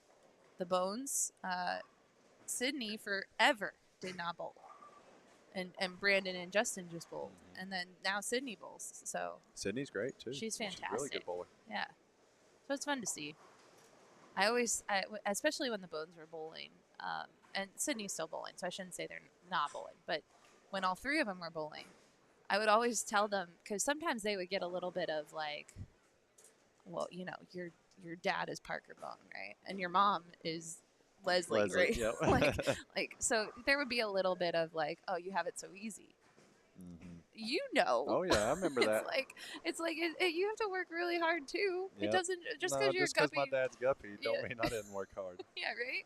So yeah, I always would tell them, I'm like, you should be proud of what you do. When you win a tournament, you won the tournament. Oh, it's hard to win. No matter what you're bowling, it's hard to win any tournament. PBA, league tournament, 3-game sweeper, it doesn't matter. It's tough. Timmy Mack said that, and he's won thousands of tournaments all over the world. Yeah. And he said the hardest thing to do is win. Yeah, and did you ever once just go, man, I wish my dad didn't know about bowling? Like, did that ever, was there ever a time where you're like, I just want to bowl? Or did you love it? Wait, you said, was there ever a time where I was like, I don't want to bowl? No, you didn't want your dad to know everything like about bowling, like the intimate. That was the thing. He never taught me hardly anything. He was just glad I wasn't bugging him in the bowling alley. Okay, well then you're good. You're like, I'm good. Yeah, I was just getting to bowl and have my own fun. Yeah, right? He taught me to not have an attitude, pretty much. But when it comes to the physical game, he honestly didn't teach me too much. Well, that's cool. I bowled like it. two-handed. And he was, one of the straightest one-handed players. Did he ever on tour. try to fix? Did he ever say like, no he just let you do it? All right, yeah, he's bowling. Cool. Let him bowl. Bowl 15 games a night while he bowl league or something. Growing up, everybody was my babysitter pretty much. The whole bowling center knew who I was, so I could just run around. And then that was the other thing. I'd ask everybody for quarters. Nice. And then Guppy would come down and be like, "Stop asking everybody for money." Like, he would get pissed when I would do that. Oh, he'd get so mad. He's like, Well, I don't that's want my what kid kids going. do. Yeah, Yeah, but right. It's like, I can give you quarters. I don't need you going around asking the whole bowling center for money. Yeah. I just happened to peek down. Abby Starkey had the front 6 her second game. Ah, very nice, And Abby. Spare. So she's got 260 going. Allie Portillo with a double there. We have Stephanie has the key to dress pants and growth spurts. Buy them long, iron on tape that you use to make them shorter, and when they grow, just undo it back to regular length. There we go. Man, that is a parent hack if I've ever seen one. Yep. Stephanie Iron in. on tape. Is that a special kind of tape, I would imagine? I've never heard of that. Jersey with a strike. Yeah.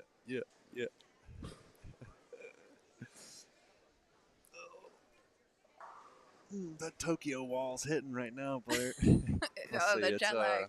4:30 Well, in the morning. the in good news Japan. is after this game, we're gonna let you go walk around and talk Yeah, to I'll some. mingle around. Yeah. Watch So some kids bowl. Yeah, Yeah. I was talking about that in the Q&A yesterday. We were bowling pro-ams at 8 o'clock every night in Japan. They would start, and it'd be about anywhere between 6:30 and 6:45 p.m. Japan time. It was time to go to sleep, which would not happen because we're like in the middle of doing lessons. you're like, oh, this is hard.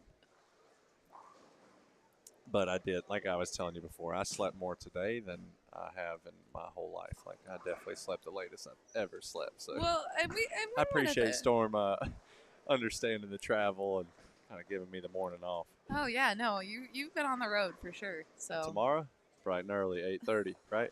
Awards at 8:30. No. Awards at 9. We got it's 9:30 probably because we don't bowl till 10. Yeah. Okay. So, Wait, no, announcements at 9:30. I think awards at 9. Yeah. So I'll be here at Pretty 8:30. sure. Yeah. I don't know. Oh yeah. No, I don't even know the schedule. Bowl at 10, so the awards East, at 9. You know what kills me now is Eastern time events. Washout. Oh yeah, Jeez. Taylor Morgan with the washout Got on it. lane 7. So I feel for the bowlers that come from the West Coast to the East Coast because I could not have bowled today. I was so dead at. I mean, we got That's to right, you're bowl at coming from 7. Utah, Oh so my yep. gosh! And I have not been able to get on this time zone. That 2-hour time zone is Yeah, tell brutal. me about it. It's crazy. Yeah, right. East Coast to West Coast too. Like if you go bowl in Vegas. Yeah, Oof. that can wear you out a little bit there, just from Vegas to the East Coast. Like 3 hours doesn't sound like a lot, but yeah, it's pretty crazy the difference sometimes. Yeah. So, parents, when you're taking your youth bowler to an event, I know it's tricky too because like they have school, you have work, but keep in mind that time zone because although kids, it's probably nothing, right? Like they can adapt to anything. They go to sleep. They wake up early. They're ready to go. They're full of energy. I want to be a kid again. Me too. I want the energy again. I see some of these kids. I'm like, oh, can I bottle up your energy, please? Please?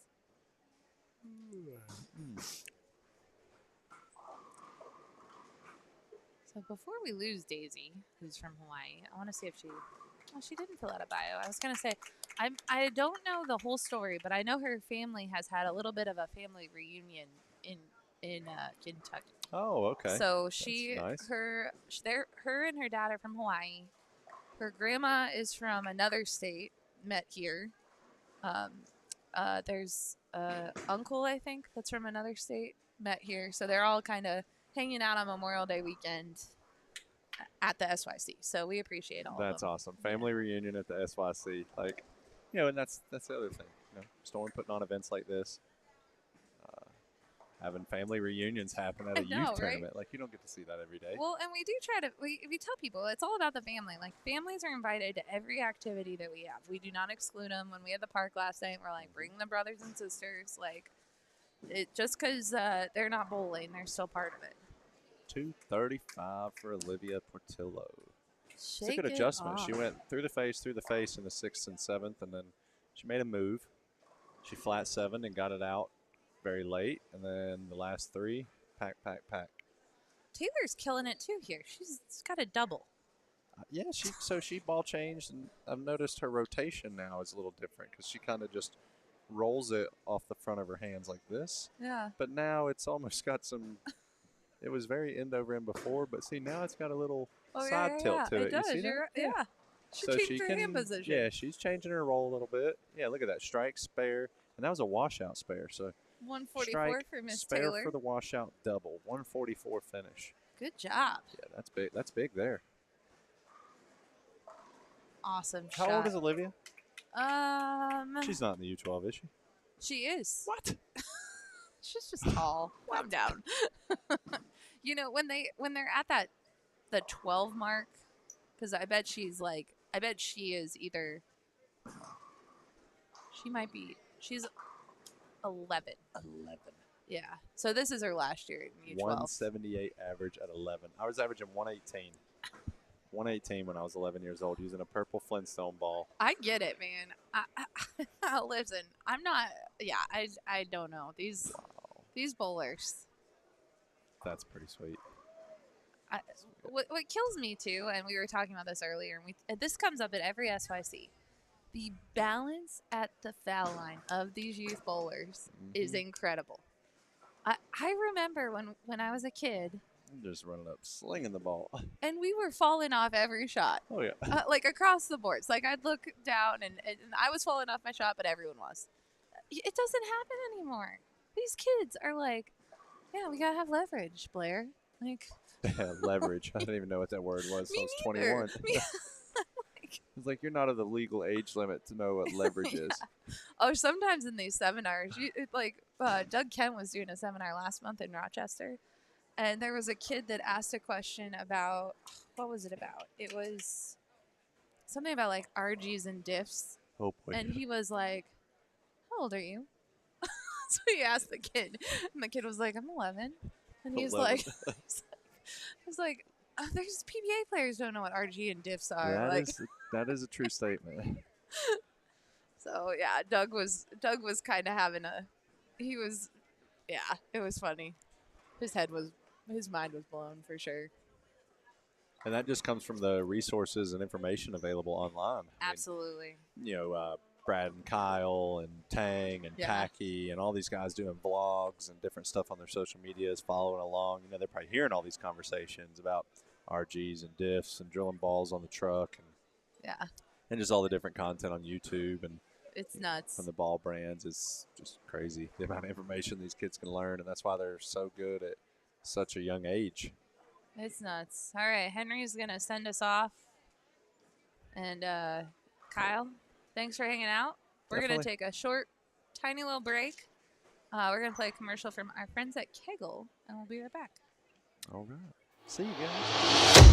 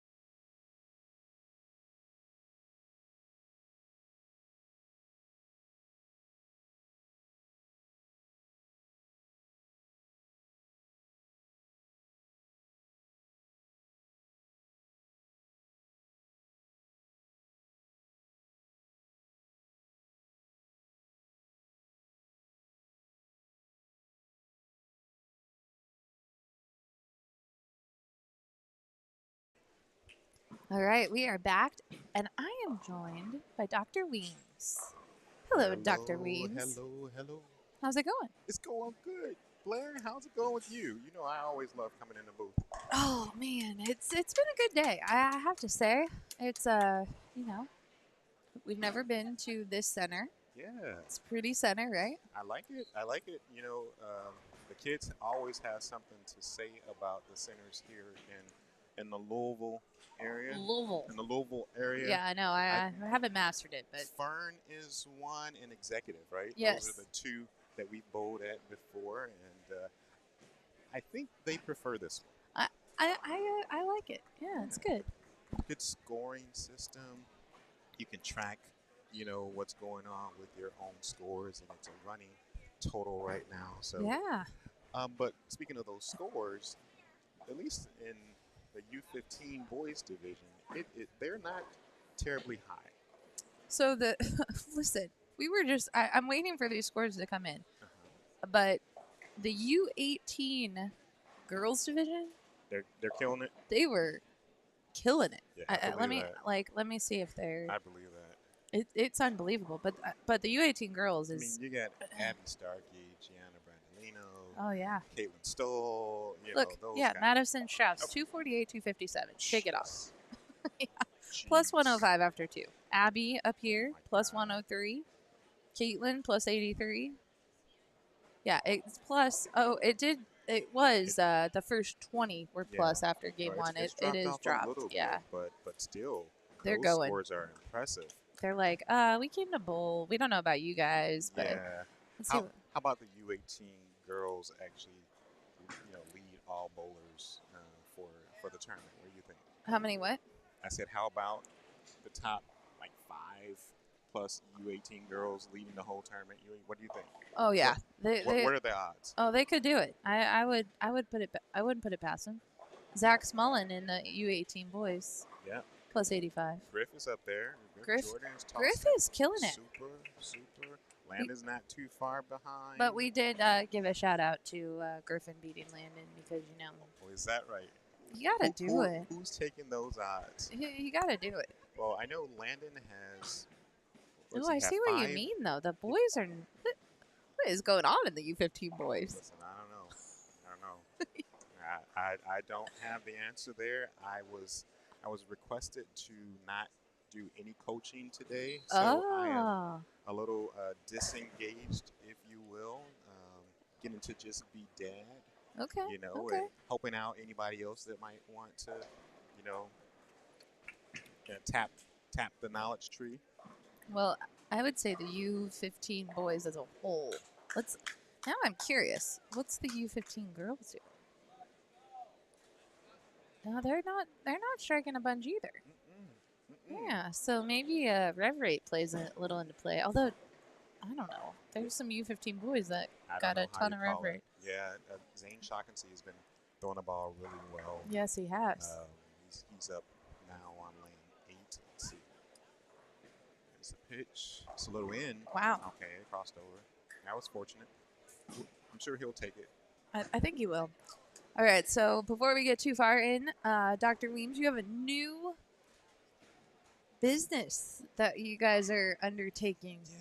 Yeah, this Apex thing. You know, we've been at it for a bit now. Yeah. And we're so thankful for our relationship with Storm.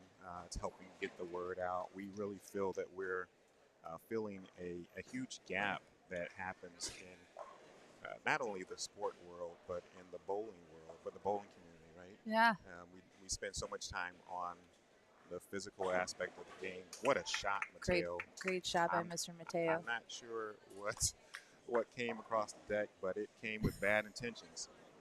Yes, it did. But most certainly, spending time on the mental side, helping the youth, the bowlers, and even the physical game coaches, get a better understanding, gain more skills and tools, so that when they encounter adversity, or even when they're doing well, how they stay on top. Yeah. That's what we're able to do.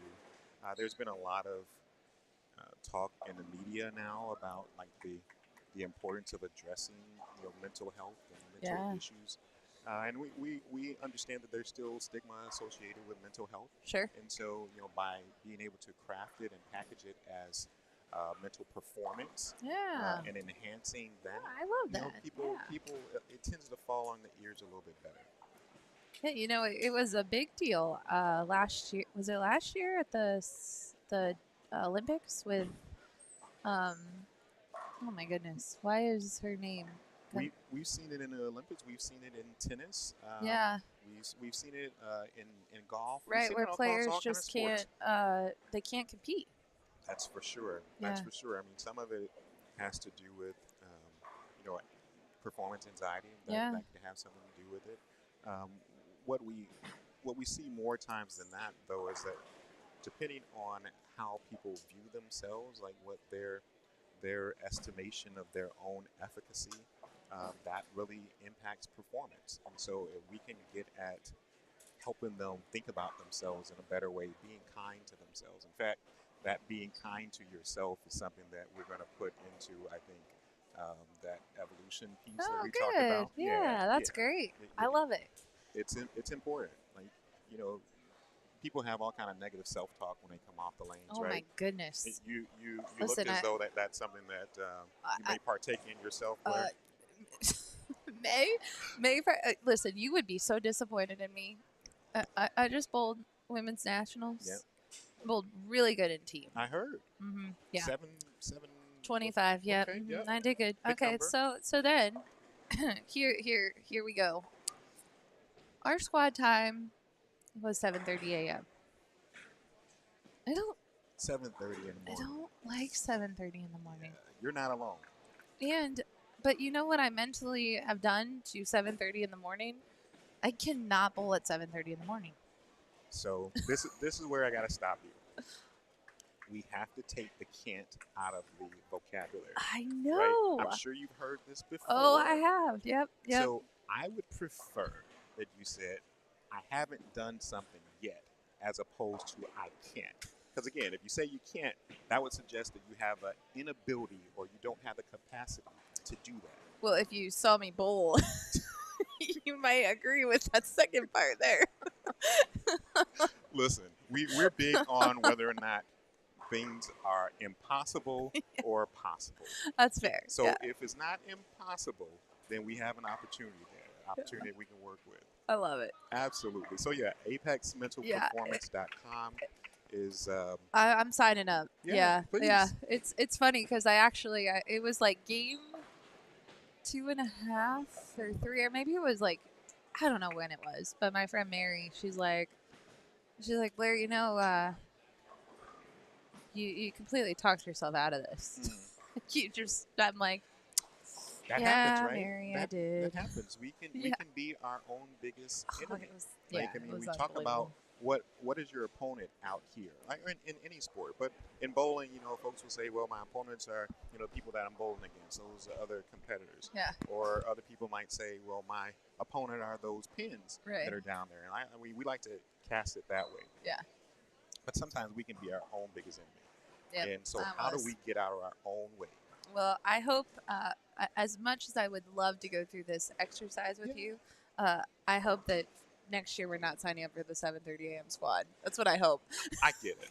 I get it. But you know what? But, yeah. We talk a lot about controlling the controllables. It's true. Some things, like scheduling, Yeah. you can't control. So very true. So how do you change? Like, given the givens, what do you do with that? Like, how do you change your mindset that makes it, that helps increase that probability of success? I love it. Yeah. So this is what you get. So This what is was the what you website again? www.apexmentalperformance.com. And you can sign up for a free consultation. A free initial consultation. Yep, and then you're in. And then you're in. I love it. The really exciting piece, and I know we talked a little bit about this before, is Super Shot. Thank you. Okay, I have to multitask. I get it. I get gotta it. do Yeah, my we pen got. pal. I gotta watch the kids. And then Yeah, we don't talk forget about- your strike over there. Yeah. Thank you. Got it.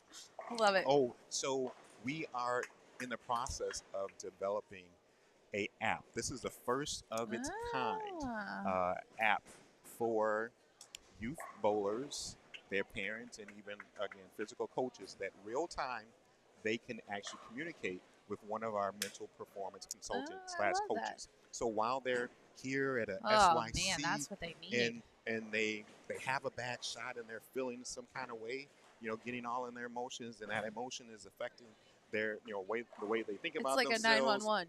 It's literally a breaking case of emergency. So Yeah, you can that's go great. you'll be able to go to the app, and hopefully we'll be able to launch this before Junior Gold. You'll be able to go to the app I and love you can that. literally text or chat with your mental performance coach. That's Real great. time, 24 hours a day, 7 days a week. So we're really excited about this opportunity. Well, yesterday in Kyle's Q&A, Yeah. one of the parents asked, "What do you do in that emergency setting?" Yeah. Like the youth bowl, and she said it in the best way because she said, "What do you do when a player's really passionate about what they're doing?" Yeah. And they just get frustrated and Yeah. anger comes out and Kyle was like, yeah, I was frustrated just like the rest of them. Yeah. So, but that's great. Well, I mean, I like what the words that the mom used, and even what Kyle said. Like, passion is important. Oh, Like, yeah. we need to be able to teach people how to harness those positive energies, because being out here, bowling is about energy. Whether you believe it or not, your body language tells the tale. You'll find that people that tend to have better body language, better energy, they get better carry. Who doesn't want better carry? Who doesn't want the breaks? I don't know anyone. I don't know anyone that doesn't want that, right? Right?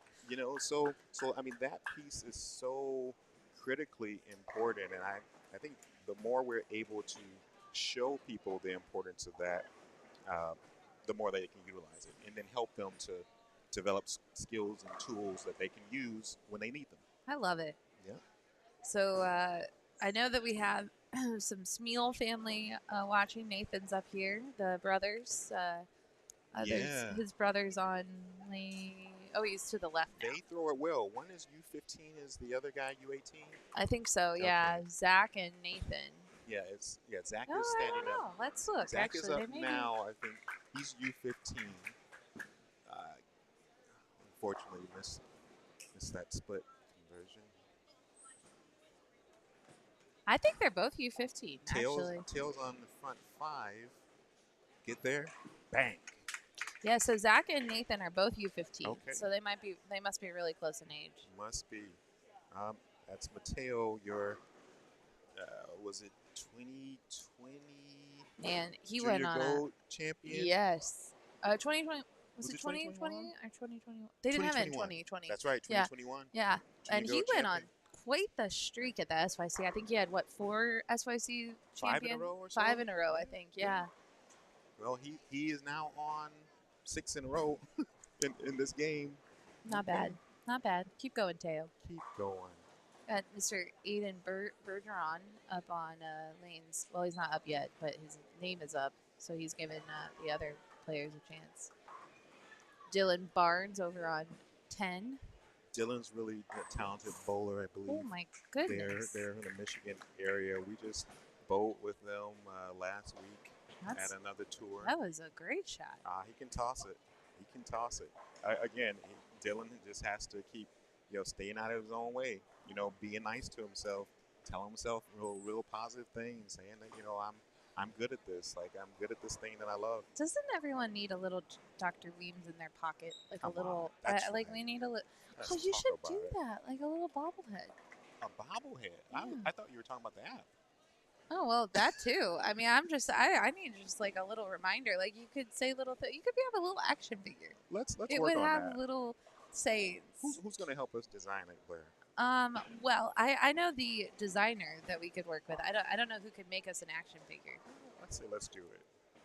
Why Brad not? Starkey says, "Great to hear your voice, Doctor." Listen, Brad, we miss you. Brad's my dude. Who is not?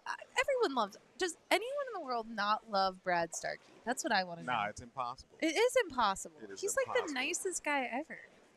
Not only is he nice, he's like one of the coolest dudes. He is Yeah. really cool. He's got that cool factor going on. That's right. Like, I mean, he had to be tough on the ladies. I know Beth was glad when she snatched him up. Yeah. The only thing that we struggle with Brad on is that Brad, you don't like Cosmo. He has some dog issues, which I know Joss has some dog Yeah, issues, you know, so you understand that. But Yeah. Brad, how can you not like Cosmo? That's what I want to know. We need to have this heart to heart. You All gotta right. love your dog. Okay, tails back up on lane 8, going for the front 7. All right, Sebastian better.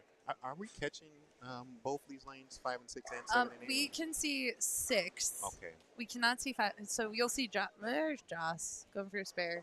good job. You know, he did not come for his lucky charm in the I thought afternoon. he did. Oh, in the afternoon. He did in the morning. Oh, wow. I don't know how he did in the learn. morning. Super shot. Come on. Front 7. I Good think job, it's happening. Mateo. I think it's happening. It's happening. Mr. Jeff Collins in the chat. He says that I've been brainwashed by Doc. I have. It's true. I might start Bowling Green at 7:30 a.m. I might just wake up one morning. So has he. Listen, don't let me get my crystals out again. Oh man, I need brought something. them just in case folks missed the session in Rochester. Yeah. Well, now can you go help your friend Leanne not sprain her ankle the night before an God. event?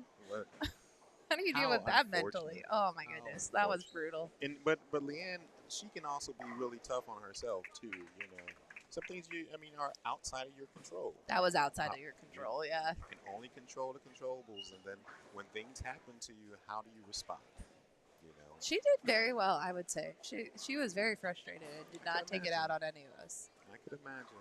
And you guys had a real chance. Huh? I heard you guys tossed it so well. Yeah, I'm not happy. That's But tough.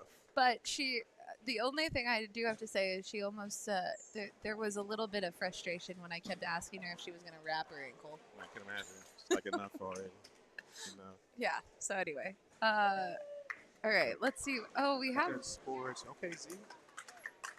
See now, you 15 boys, they're coming. Now- They're now like, they're okay, we picking it got up. this. We We got have to this. get on this side. I think that's Yeah. what it was. Oh, well, this morning I thought these pairs were brutal because I was watching 7, 8, 9, 10 this morning all day, and I would have told you that the scoring pace was 50 pins lower than what it was. I would imagine, and I'm sure our good friends at Bowl Metrics would be able to tell us, what the pace was. But yes. it was. But that may have had something to do with the actual short pattern too.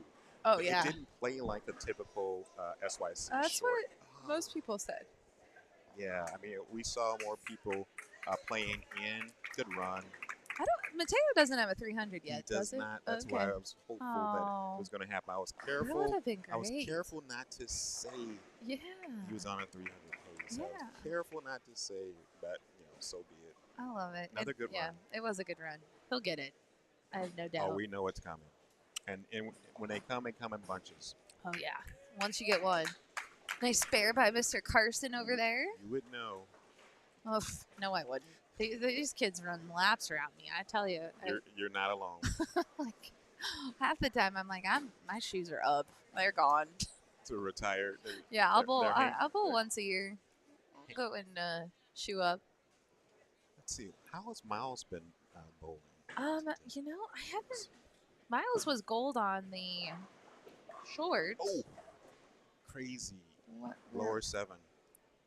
Let's see. Miles.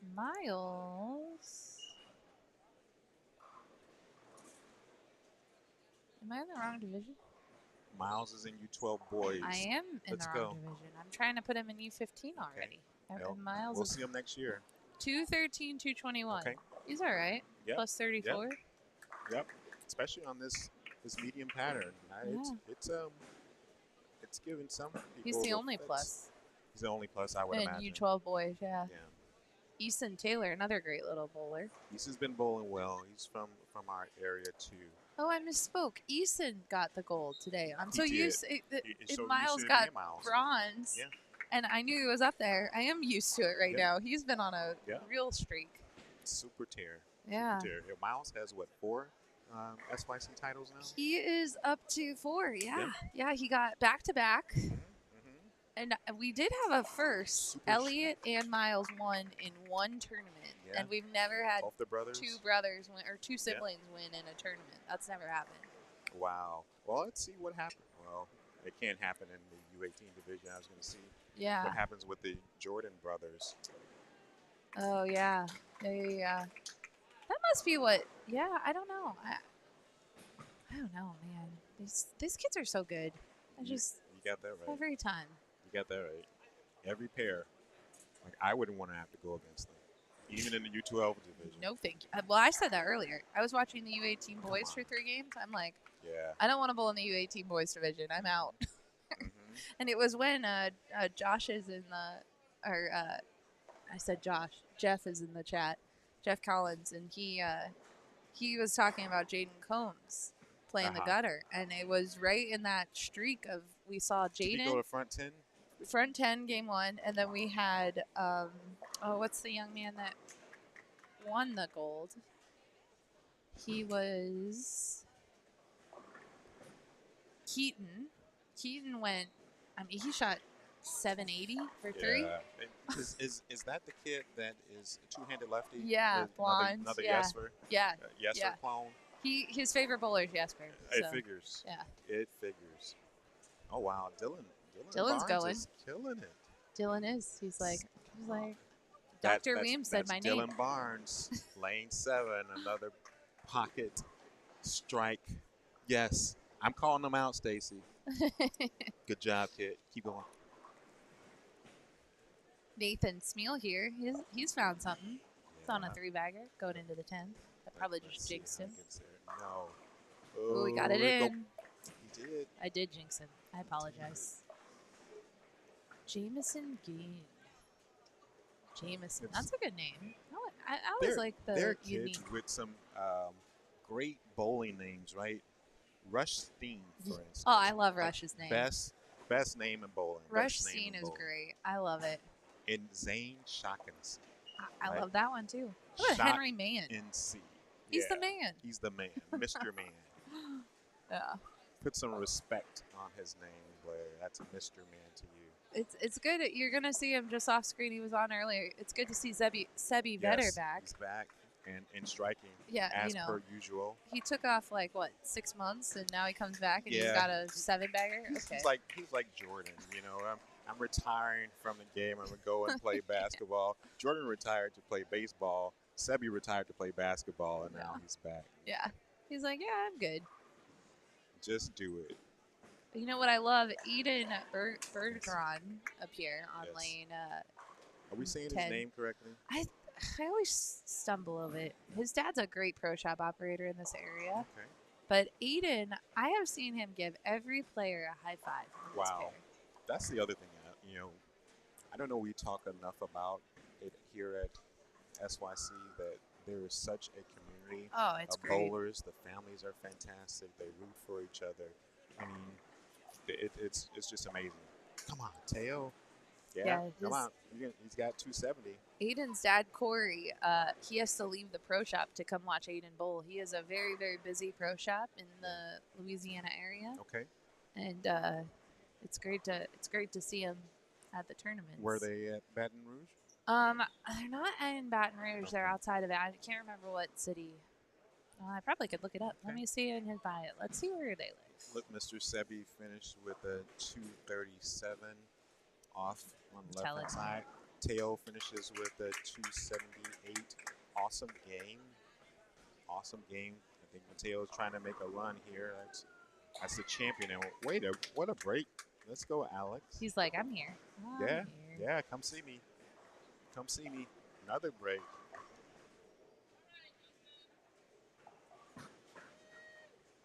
You know, we talked about Rush's name. His game matches the name. Yes. His release is Prather-esque. I think I looked up earlier. Prather's one of his favorite pro bowlers Yep, now too. that's for sure. Really good. That's Really for sure. good. He's grown about a foot though. He grows a foot a month, I think. Like Rush. Rush. What is going growing, on? Mateo's growing. I think they are siphoning Josh's height. Yeah. And Mateo has They're- grown. You're right. they're height Alex, cyclists. too. Yeah. Go, Alex. There was a tip earlier. Stephanie Alexander has the best hack I've seen because I was joking that, it's easy to spot some instant growth spurts because you see the pants. They're a little short on That's the right. players. That's right. But Stephanie has this awesome, she says the keto growth spurt and dress pants, buy them long, and there is iron-on tape that you can make them shorter. When they grow, you just undo it, and they're back to regular length. So that's how she did it. I'm like, because these kids grow quick. She's so good. She's got all the hacks. All the heck.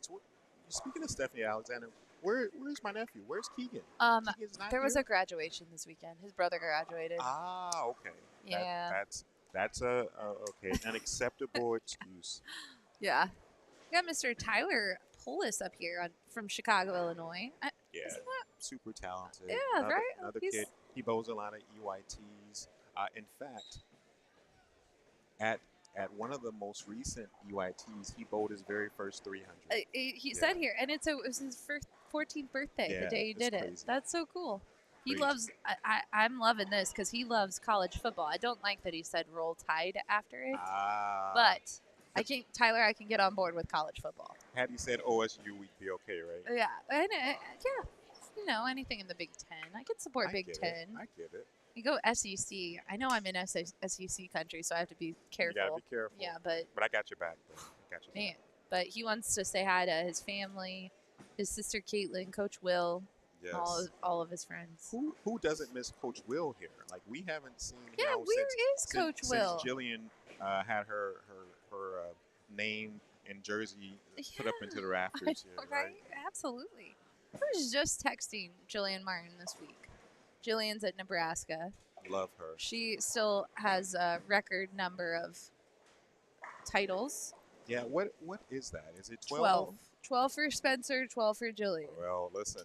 Let's see what Gianna does this week. She could hit And- 10. Yeah. Her banner could change colors, yeah. which we don't have a different color banner right now because It may be Spencer time. and Jillian both took theirs when they graduated. Where can we see the overall for the U18 girls? We How can. close it is right now? Yeah. We did what's it, Dylan, right? Yes, Barnes. Oh, he opened 242. in the 10th. That's tough. All right, U18 girls total. Okay. Oh, Gianna's got some work to do here, She's got work to do. but she's not out of it by any means. Yeah, Abby's plus 150 right Yeah. now. Bethany Strong plus 129. She's having a great tournament. Caitlin's plus 67. Okay. Yeah. Gianna's got some work. Gianna's got work to do, and there are some names that can put up some score ahead of her. It's not Yeah. going to be easy. But you know what? I would never put Count her Gianna out. out. Heart of Alright. the champion. Dr. Weems, one more time, apexmentalperformance.com. That's it. And we have a lot coming this Yes. next year. Like we're super Yes. excited for We've this. been teasing it, and there's more to tease, Oh, but yeah. I'm gonna wait on Blair. Oh, I'm telling you, don't wait on Blair. Well, it's gonna explode this summer though. That's what's gonna happen. Cannot wait. All right, so we're gonna take a short break. We're gonna play a commercial from our friends at Make-A-Wish and Ballard versus the Big C, talking about our charities that we That's support, awesome. and then we'll be back with some more bowling. All So right. thank you for hanging out with Thanks us. for having me. Take care, Storm Nation. This year, the Storm Youth Championship is proud to partner with Make-A-Wish Utah to continue to make dreams come true for critically ill children. $5 from every entry from every SYC tournament this year will go to the Make-A-Wish Foundation Utah for dreams, for hopes, for the spark that, for a child, can mean anything is possible. Big donations might get the big mentions, but it's your donation that's at the heart of Make-A-Wish Utah. This year, Hello, everyone. It's Carolyn Doran Ballard. My husband, Del Ballard, and I are the co-presidents of Ballard versus the Big C, striking back to spare more lives. Our lives were forever changed in 2010 when Del was diagnosed with tonsil cancer. As Del always says, he beat cancer, but there is constant treatment. Going into our 11th year, we have raised over $800,000 to help families going through the cancer journey. Our benefactors, Cancer Care Services, North Texas Laryngectomy Society, and Baylor All Saints contribute in many different ways to help families. They provide nutritional supplements, chemo treatments, navigator programs, financial and emotional support, and voice boxes for those who can't speak. Thank you to the bowling community and especially to the SYC families for supporting our passion. None of this would be possible without your support. Good luck to all the bowlers this year, and please check out all our social media pages, and please check out ballardversustheBigC.org. Go Ballard versus the Big C!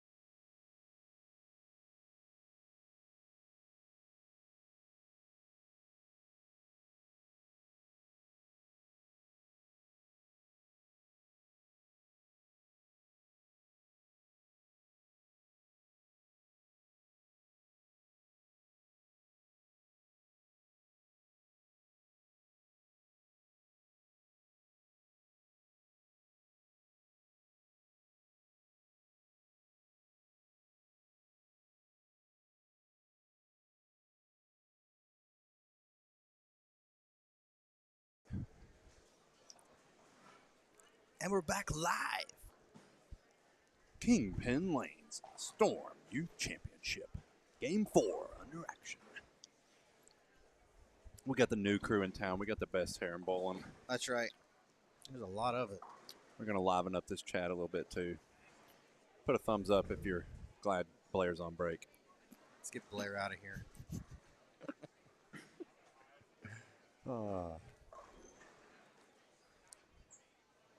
So how's Louisville treating you? It's been all right. I like Kingpin Lanes a lot. I've bowled a few tournaments here. Actually, funny memory. Lane Talk, we were doing the Kyle Troop Rumble about a year ago. And Jesper and I came here. to put our 2-game score in, and he bowled 300 in the Kyle Troop Rumble here at Kingpin Lanes. So Nice. this house is pretty nice for lefties. That's what I hear. Sorry, I'm trying not to die from a popcorn kernel that I got stuck in like the back of my throat right now. As you can see here, the kids were given some chocolate caramel popcorn. This is from the Popcorn Station in Louisville, Kentucky. This stuff is amazing. You can order online at thepopcornstation.com. I guess they sponsored the event. Every kid got a pack of popcorn this morning. I was trying to lobby to get any extra leftover popcorn. I don't think they were having it. They weren't going to give you any. I wouldn't. Not if it was caramel chocolate. I mean, if we're just talking regular popcorn, yeah, maybe we can give that away. But so now we got action on 7 and 8 and 9 and 10 now. Lanes are holding up a lot better than I expected. Scores are big. I did notice that. Blair, do we have a way to pull up scores? Do we have a way to pull up scores? Scores? Are we able to look at scores?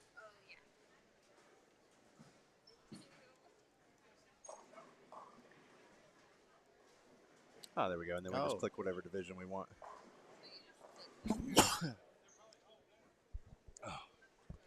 Yeah, welcome back to America. Been in the States for about 36 hours, and I think I sneezed more than I have the whole week I was gone. Oh, nice. All right. So we've got some scores after 3. Yeah, so the score's already updated. Which division is this that we're looking at here? U18 boys. U18 boys. Leading is Griffin Jordan. All the Griffin fans beating his brother Landon with a nice 703, 234 average. Braden Malash, 692, and Braden Longnecker, 690. So it looks right now your medal cut is plus 90. Scroll on down, maybe see how many people we have plus. Still a decent amount there. We got 21 people averaging 200 or better. I think that number was at like almost 30 after the first game, so you can see kind of the lane transitions. It does look like our game 1 average was about 186, game 2 was 182, and then game 3 the boys average went back up to almost 189. So, that's about typical. I would say your first game score, getting 15 minutes of practice on your starting pair. You can kind of burn yourself a line a little bit. And then that second game is always pretty tough because that's the transition, moving, following a completely different pair. And then after that, then the lanes are kind of broken down, so somewhat to speak. Similarly, by game 3, 4, and 5. The guys started pretty far left. Oh, they started way left on the other end. So these pairs actually, we had the U12 or U15 girls and then the U12 girls after that. So, I expect the boys maybe to get a little score over here because they didn't have to play. They didn't start as far left over here. I mean, I was walking around in practice session, and a lot of the guys were left to 20 with 5 minutes of practice remaining. So a lot of these kids getting over here, they should have a little more oil in the front part of the lane, whereas, a lot of these guys have a lot of rev rate stacked up on the same pair. I think they're going to bowl pretty well over here on this side, following more of the girls bowling. I would agree. The U18 girls. Yeah, U18 girls. The leader was destroying it. Oh, yeah, Caitlin Stoll. Well, she's only leading by about 50 pins, but Caitlin Stoll, PBA junior champion, 238, 245, 255. So a 738. Bethany Strong, 683. Another consistent, 212, 248, 223. Madison Strauss had a rough game last game. 248, 257, 171. So Caitlin's bowling well, but by no means is she running away with that with 738. And there we go. We have 12 girls plus in the U18. Juliana Kerrigan coming in at 201, 170, 233. So One thing we are noticing, a lot of high scores. Abby Starkey, 239, 264, 148. That pair, I watched her throw a couple shots. She 5'7", 10 in the 5th frame. Ooh, okay. Pocket 7'10" the first frame. I mean, Wonder if there was some urethane maybe thrown on. Whenever I hear stuff like that makes me think maybe there was some urethane or plastic or something crazy was going on that first game. But scoring pace, yeah. I mean, we can see our game averages. I don't think y'all can see this sheet, but about 186 down to 182. The girls' third game average was actually higher than the U18 boys. Theirs was all the way up to 190. And that was one thing I did expect. I expected the boys to not destroy the lanes as much, and maybe the girls would have a little more success. But I think I'm incorrect because where they started, the U18 girls are going to be finishing where the U18 boys started. So it may actually be the other way around. that's going to be rough for them. Oh, let's see what we got here. Other divisions. Let's go U15 boys. All right, Mateo Quintero, 665. Wow, 189, 198, 278. That was right here in front of us. Let's see. So he was minus 13. Yeah, so the game before he was probably in about 4th or 5th, 278, boosted him all the way to the top. But then here we go, another guy, Dylan Barnes, had 242 the last game to get to 637. So, I mean, all these scores are really tight between the divisions. I know Josh Weems, he told me, he said he needs a couple big games down the stretch here. He's only got 601. What division is he I went right in? past him. He's in the U. Oh, okay. he's in this It, one. it hasn't updated his third Yep. game yet. Yeah, so he was 378, but looks like he had 223 the third game.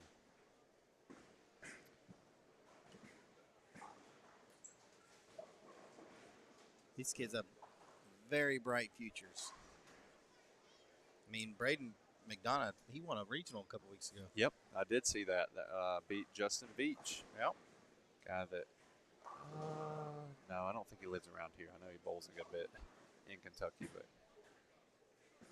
I've bowled that guy in the Proprietors Cup and in the Bradley, and, I think I may have even pot bowled that guy before. Seeing Braden beat him in a regional, that was pretty sweet. Actually, he's no slouch for sure. Friday, so I flew in from Japan Friday morning at like 12:30 a.m. And I'm waiting for my bag, which I just had an empty 3-ball tote in my suitcase. And I had a red triple tote. All of a sudden, I see a black triple tote come out at the airport. And I'm like, whose is that? So now I'm looking around the airport trying to see. Nobody recognizes me, which I've got my afro out, so I'm like looking to recognize a bowler. And then all of a sudden, I see the triple get pulled off the belt. And I look down, it was Brady. But he was a lot shorter than everybody else. Of course. And then I was like, all right, well, I guess I can't complain about getting in late if Brady's showing up at 12:30 a.m. on Friday also. Jaden Combs on lane 7. He won the gold medal this morning, didn't he? Yeah, bowled very well. I believe so. He had a front 10 the first game. That's right, front 10. He got a bronze medal. Yep. Got a pretty good set going. 651 with the front 4. Throwing the duo right now. A handful of duos going down the lane. Have you drilled one yet? I have not. I was in Japan for the week. They came out. Yeah, we had some sent out on tour for the doubles. Didn't really need it at the time. I had enough balls that kind of fit similar shapes. So I just chose not to drill one. And there's one waiting on me at home. But I'm going to Mexico Tuesday, so I'm going to wait to drill balls till after that. That's just vacation, right? Yeah, purely vacation. Yep. You don't need that. No bowling.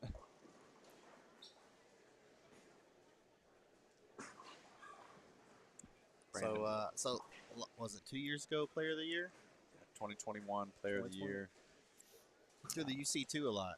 Oh, yeah. I still throw that ball quite a lot. I was going to say, how many of those you got stashed? I've still got some. Yeah, I've got 3 or 4 of those stashed away. A couple altered realities still hanging out. But, UC2 is still probably one of my favorite all-time balls. I used it a bunch this year, too. But that's the thing. You find a ball that rolls well for you, and, a lot of guys out there, they have certain balls that, they're discontinued now. They're not made anymore. But luckily, there's this thing called Facebook. Oh, yeah. And, if you want a ball, you can pay for it. If you want to pay enough for it, I'm sure we can get you just about any ball you want. I'm sure of it.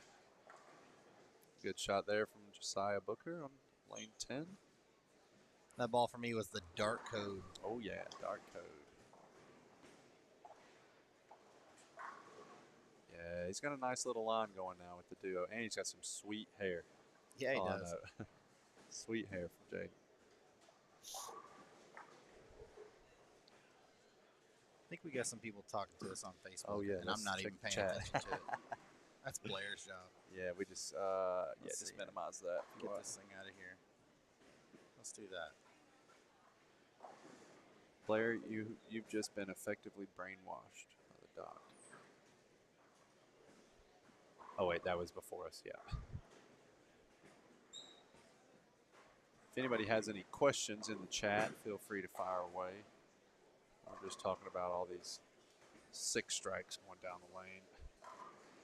There's Braden McDonough on 11, PBA champion. I still think that's so cool. Right? Won a regional at, how old is he, 15? 15, yeah. 15 years old, won a regional. That's pretty incredible. I know Josh Weems, he's finished top 4 maybe in a regional before. I mean, he's made the cut, I know, in a regional. I follow him on Instagram. Yeah. Black Unicorn Bowling, I think, is his handle. I think you're right. Got a cool little brand going.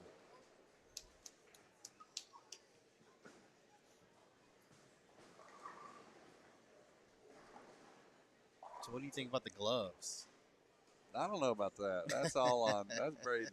That's Brady's thing there. I cannot bowl in a glove, and he's even got the little pad piece on his one hand. I think. Oh, does he? I think. I'm not sure. I could be wrong on that part, but still, got to be a Pete Weber fan, right? Okay, so there is no pad on his right hand. I don't know how he does that. I feel like my hands would never come off the ball then. Let's run through the rest of the division scores real quick. Can you do that, or is that done? No, you have to do it over there on yours. All right. We'll go U15 boys. Do we not do U15 boys? Oh, yeah, we did. We did all the boys, yeah. That's right. Let's go U12 boys. Got any 200 averages up there. Hey, yeah. All right, so Miles Gordon leading the way with a 631 set. Eason Taylor, I know he won the gold on the short pattern. A little bit of a separation here. First place, Miles Gordon, 631. Eason Taylor, 538. And third place, Nolan Conway with 530. So Miles has got him a little bit of a cushion, but after that, second to sixth is only 37 pins apart. So those medals are still definitely up for the grabs. We got Ethan Caruso on the front 4 on lane 7. Oh, couldn't get the 10 out. Clouded him a little bit. This booth is notorious for that. Peek over at the U12 girls. Olivia, this girl. Olivia Portillo. 183, 235, 153. 11 years old. She was bowling on her pair the second game. Two-handed lefty. Yep. That was the game she had 235. Taylor Morgan in second place. Jersey Asbeatty. And then Daisy Newton. Daisy Newton from Hawaii. So. From Hawaii? Yeah, Daisy is from Hawaii. Holy smokes. Yep. She was actually on our feature pair the second game as well. Olivia, though, running away with that division a little bit. She does it good. She does throw it good. And that's the thing, to be two-handed, 11 years old, she has lots of ball speed. That's the one thing you don't see a lot out of younger two-handed players. Oh, there we go. Another front 5. We've got a few 300 alerts, little early ones. Nice shot from Garrett there on lane 9.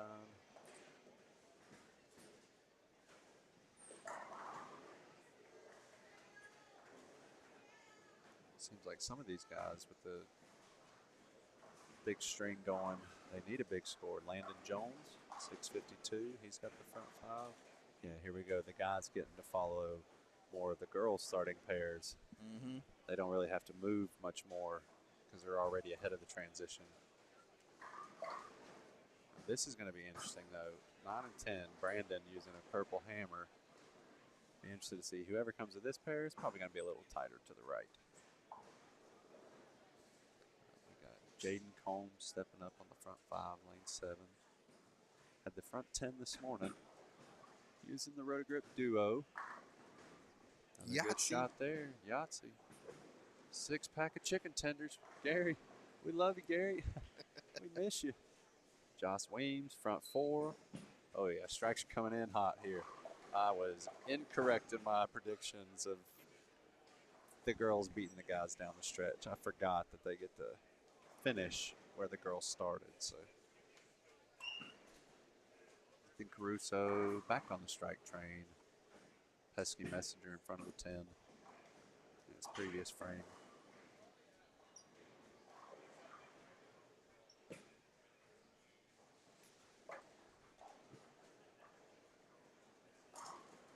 All right. Great shot there by Matthew. Hard and straight, keeping it simple. Keep him out of trouble. We got Garrett Andrus stepping up on lane 10, the front 5. Also throwing the duo. There was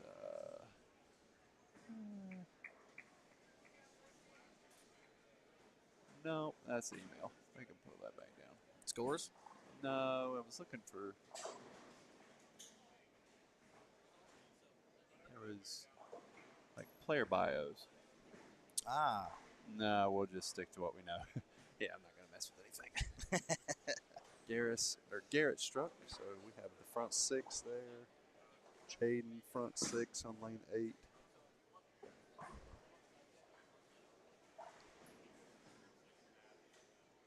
Landon Jones front 5 on lane 3. Oh yeah, we've got some 300 alerts here. I feel like we should give something away to the live stream if we get a 300. Surely you've got an autograph pick somewhere. Oh. Front 7 for Jaden Combs. Oh, didn't mean to hit that. Yep. 9-pin was almost didn't The want to get out 9-pin of there. wanted to stay, but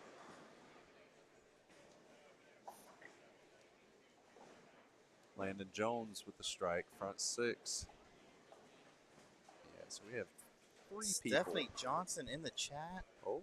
And we're just hanging out talking about the duo. Got 2 kids right in front of us. One on the front 6, the other on the front 7, both throwing duos.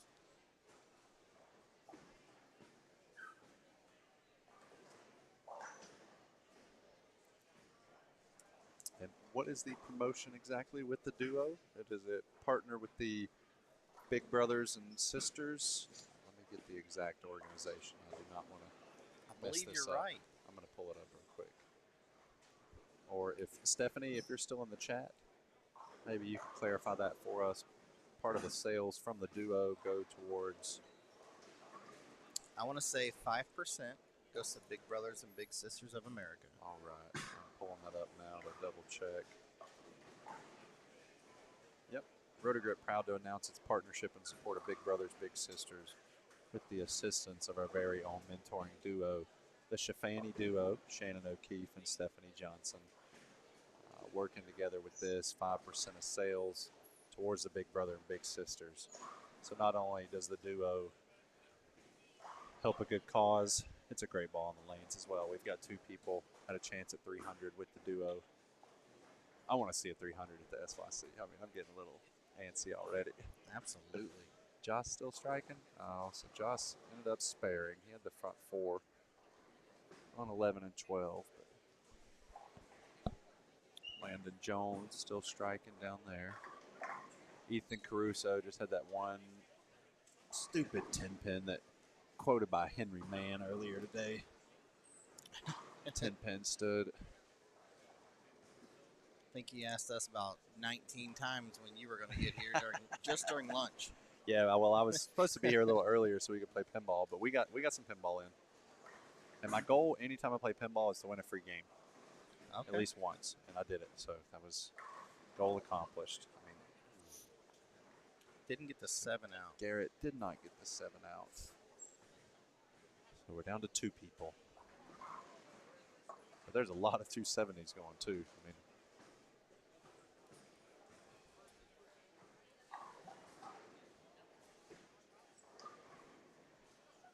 Jaden Combs stepping up at the front 7 on lane 7. Got to give a shout out to Greg Davis here with the Team Shark jersey on. Ooh, I do see that. Great shot from Jaden. Great shot. Front 8 Yep. with the duo.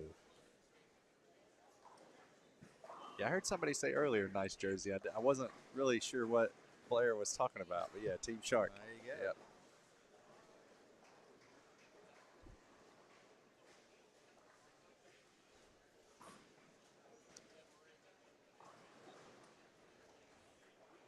We got to get Gary out of his element a little bit last year at Nationals. Oh, yeah. Yeah, he wasn't the salesman. He was just out there to bowl. It was good. Just 2-inch pin IQ. Gary Holsenberg? Oh, yeah. He bowls? Oh, yeah. What? Once or twice a year, even. Okay, G Money. That's my name for him, G Money. We go way back. Uh-oh. Uh-oh. Out of trouble there. Sometimes when the shot's bad, you want to hope it just stays bad. You know, don't leave the wash out there. Just leave me the 1-2-4. Move on. Carter Baylog sending the pins flying on lane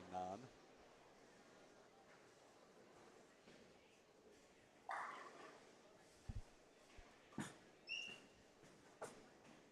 Seen a lot of the striking out breast cancer spare balls, too. That's another ball. Yeah, I'd love to see that growing a lot. Donna Connors and Striking Against Breast Cancer, the organization down in Texas. I know Storm definitely partnered with them and getting this ball going and the cause behind it all. I believe almost all the proceeds pretty much go towards breast cancer from that ball. If you are interested in getting one of the Striking Against Breast Cancer balls, I do know there is a waiting list. It might be a mile long, so it may be a year before you get it. But strikingagainstbreastcancer.com, you can go on that website and find a way to, I believe you got to put some sort of payment information and shipping address, and then pretty much when it becomes time for your ball to be shipped, it will be shipped to your front door. So I was lucky enough to get my hands on one. They are beautiful.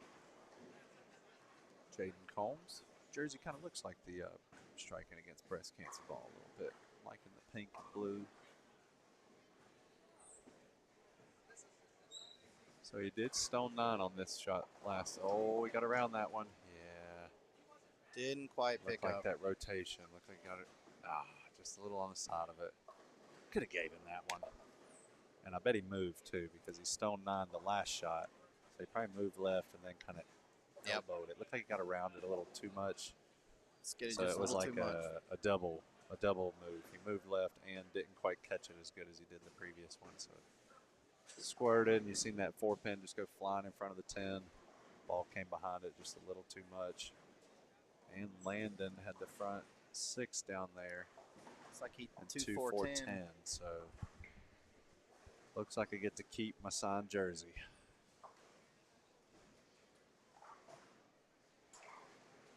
But no harm, no foul from Jaden. Cover the spare up. 270 is a big game right here. Can we go back and look at the scores maybe? See where let's do that. Jaden was sitting. Maybe. See if I can not break something. Bowl metrics. Look at Probably it. U18 boys.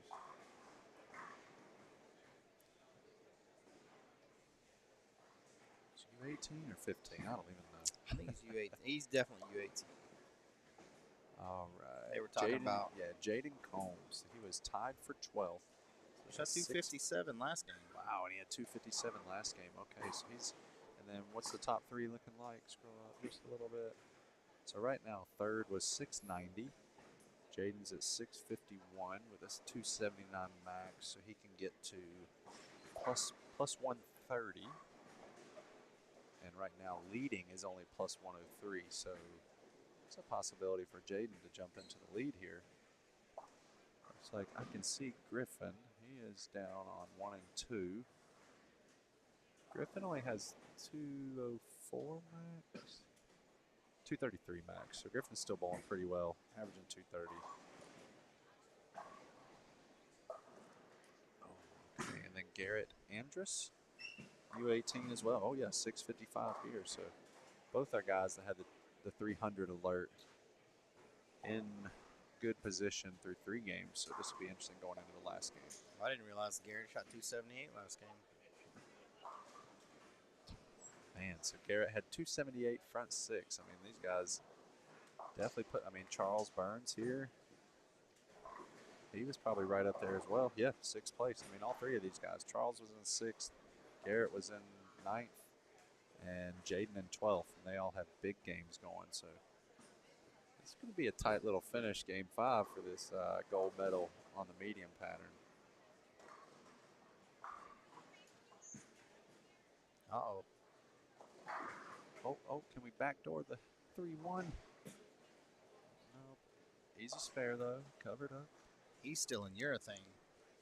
That's from Now that purple ball. Olivia Portillo, 2-handed lefty, the girl was bowling on 7 and 8. So I guess that kind of helped him, maybe. Seems like he bowled pretty good following another urethane. There's a messenger on lane 8.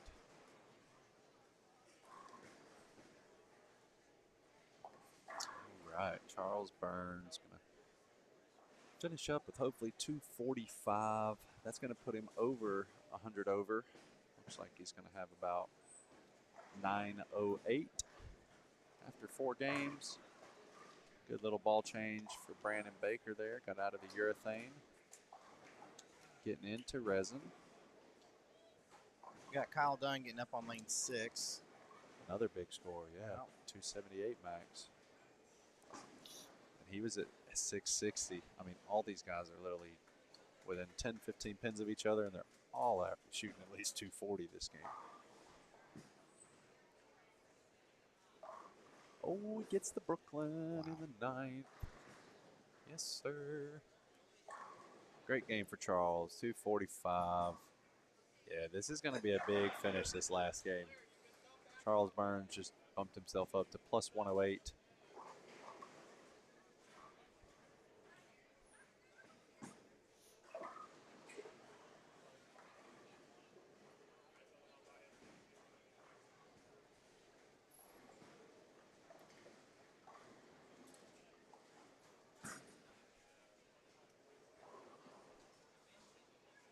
I love some of the emotions these kids get too.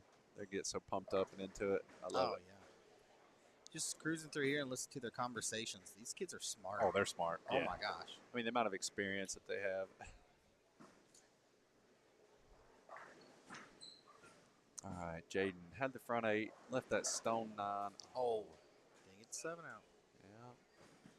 That wasn't a bad shot. No, still the rotation looks a little different. His last 2 looks like maybe just getting around it a tad too much, just delaying it in the front part of the lane. But still another good shot. Cover the spare. 260 is a huge game, especially going into game 5. Just had 257 last game, so Jaden covered the spare here with his striking against breast cancer ball. All right, yep, so that's going to be 260 plus for Jaden. That's 525 for 2. Looks like he's going to go for another ball here.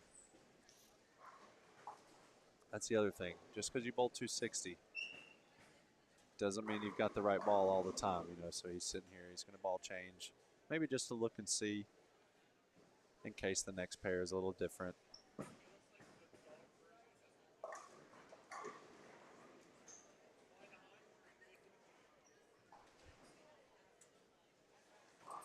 They're going to move 3 pairs right. 3 pairs? Skip is 2, 3, 2, 3. All right. I was wondering how they did that. So that way you don't follow the same people every time. Ooh, 7-10. Was that a Black Widow 2.0? Yeah. See, a little smoother, a little lazier. I'd stick with the duo. Yeah, duo. You could see him kind of shaking his head. He knew it. I don't think that wasn't what he wanted to see. Yeah. But hey, 266, like I said, 257, 266. So here we go. Like DeAndre was saying, it's never over till it's over. I mean, he had 184, 210 the first 2 games, so he was -6, and now he's in contention to lead the medium pattern after 257, 266. So You can't lose a tournament your first game. and you can't win it either. That's right. I was talking to a kid during the 3rd game, and he was like, "Kyle, can I just come vent for a second?" I'm like, "Sure." This kid, he needed to talk, and he was like, I led yesterday, and I went 2-0, 180 with the urethane, and wasn't that good. Now I'm in the ruby and I'm striking, and I was like, you just need to keep them thoughts a little more present. Stick to that process. And I was like, no matter how good you bowled yesterday, and I don't care how good you bowl the next couple games, you can't win the tournament today because there's 5 more games tomorrow. So I was like, gather the thoughts, bring them, get them a little more present, just get focused back in on the shot at hand. And especially in a total pins format like this, there's no match play, there's no bracket, there's no head-to-head. The guys who can be the most calm and present, you're not going to give away many pins. And he gathered himself, threw a couple good shots. And I was like, yeah, just gotta relax, settle in a little bit, don't press too much. Another big game, Kyle Dunn. Had 270 going. Remember, he did catch that Brooklyn in the 9th. So then what happens? The headband goes and flying in front of the 10 for a 10 pin. Does he make it, though, for 250? Yes, he does. He does. So it's another 250 game. Blair's probably making fun of what we have going on over here. Was that blocking stuff? Were we blocking the scores? We had like 16 300 games going. I mean, it was like 270, 250, 250, 250. Scores are huge. Garrett, 240. I mean, all these guys are going to be within 20 pins. Josh Weems shooting 250 down here on lane 11 and 12. Came up to me, said he needed a good game. Alex Caruso cannot believe he just missed the spare in the 10th frame. Oh. Sometimes you can just see the pain. Uh-huh. And I can feel it too. I can relate to that pain sometimes. 195 game for Alex, 772 for 4. Looks like he might be struggling just a little bit today. Joss. Oh, a stone 9. Hey, pretty composed there. It's a good thing. The attitudes of these bowlers are a lot better than the pros.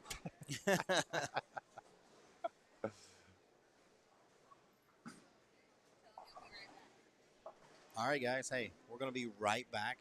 Blair's going to be back, and I will not.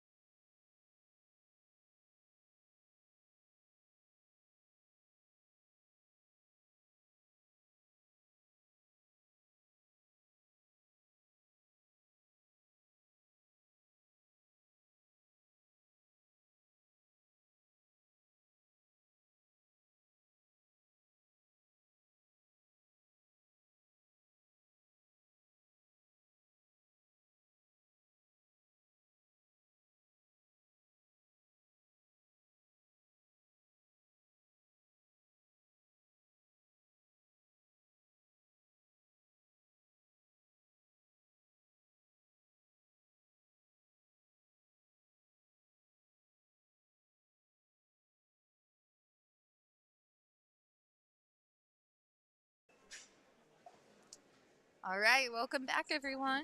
We're back. We're back. Kyle's not back. Kyle gone. He gone. It's all right. Kyle's gonna make his rounds again. He's saying hello. And everyone all day has been asking to see Josh Maslonic. Josh is here. All right. Well, He's here we on go. lane 9. So everyone who's been waiting, He's here up he is. right now. He's got a cool jersey. I was just going to say that. I need one of those jerseys. It makes me feel like I should be, like, on a beach. Well, I mean, today basically is my first day of summer break.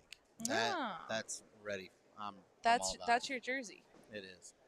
Well, Josh, last night, graduated from high school. Oh, fantastic. His family drove down, and they got in at 3:30 a.m. Wow. Because Mom said you have to go to graduation. And you got to go to graduation. You got to walk, You do. guys. You do. So the deal was that he could bowl the SYC if he walked at graduation. That's an easy decision. Yeah. Where did they drive down from? Where are they from? Ohio. Okay. Can't remember which part. I think northern Ohio. Could be wrong. Could be completely wrong. Let's look it up. Why not? What else we got to do here? Colin and I were looking for this. We couldn't find it. Yeah, sorry. All right. Josh is from North Royalton, Ohio. I don't know where that is. Let's put it on the map. Suburb of Cleveland. Ha, Okay. I was right. One for Blair. I mean, you're from Ohio. Yeah, but there's a lot of cities. Like, you know. I Oh, mean, yeah. they'll say, oh, I'm from somewhere in Indiana. And you're like, I don't know. yeah, okay. And it's the same thing, right? Like, you're close to Indianapolis. Well, Yeah. how close are you to Indianapolis? Less than an hour. Yeah, so, like, I'm from Columbus. So I'm like, okay, gauging from Cleveland, Columbus, Cincinnati. I know the 3 cities. Mm-hmm. Where are we at? I'm sure you got to know a little Dayton in there, though. Oh, yeah, Dayton. True. Can't forget Dayton. Braden Malish. I probably pronounced that wrong. I'm telling you. I'd say that's pretty close. Ooh, these lanes are fried. What happened here? You got all this rev rate the game before. Like, I left for a game and they gone. Yeah, they destroyed them. Man, no kidding. When the U18 girls get over there from where these boys started, may not be good. Yeah. Well, the U18 girls are over there now. Faith Roper just shot 288. Shout out to Miss Faith. It's decent. It's all right. I'd take it. She says it's her high game. She bowled Oh. a 288 at an SYC, and now she bowled another 288. It was a good shot too. It could have easily gone. I love that these kids' high games are on these not easy patterns. Oh yeah. It's amazing. Shows them where their head's at. I love it. I'm trying to. I forgot that I was in the process of getting these pictures posted from earlier, and then I stopped. So, currently, I'm getting some medalist photos up because you know what? Parents love. Oh, jeez.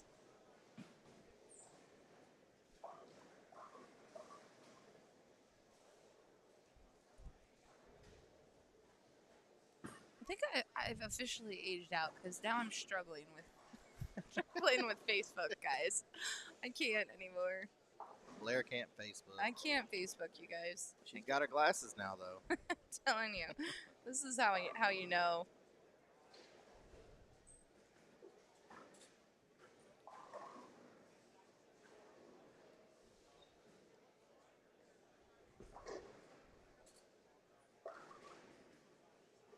Okay, parents, if you're waiting on photos from me, they're getting posted right now.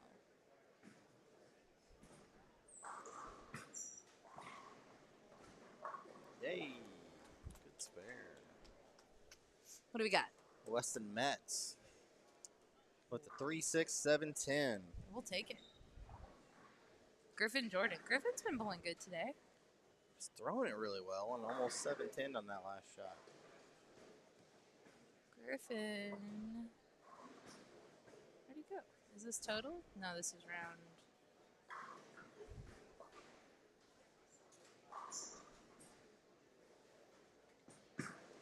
Jordan Valley up there. Holy cow. The boys are. Oh, you know what's wrong? Griffin's fourth game is on it. That's why I'm like, what is going on? I'm like. That makes sense. Because I was like, why is Griffin in 13th at plus 103? I'm like, what are we doing here? what am I missing? All right. About that doesn't sound right. Yeah. Don't worry, folks. We're still here. Gotta let those scores populate a little bit. Watch some bowling. And listen, we started on time. We did, Gary. Gary, be proud. We have a Gary here, though. Gary the mechanic is our friend. He's taking care of the lanes here. And, wouldn't be an SYC without a Gary. That's right. I literally, I'm starting to question my ability to do my job because I don't know where these photos keep going. I keep posting them, but they're not appearing.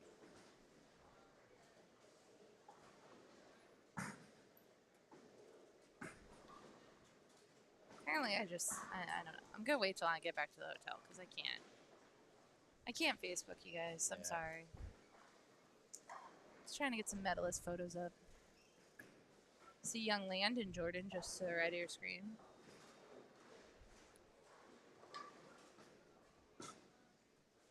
Spy another duo going down the lane. Duo. That is a good ball. It is. Two guys in front of us last game were Jaden and Garrett. They were both throwing the duo. One in front 6, the other in front 7. It gives back too. Did you talk about that? Oh yeah, 5% job. of every sale goes to Big Brothers Big Sisters of America. See, I knew I could trust you guys. Oh, we are all over it.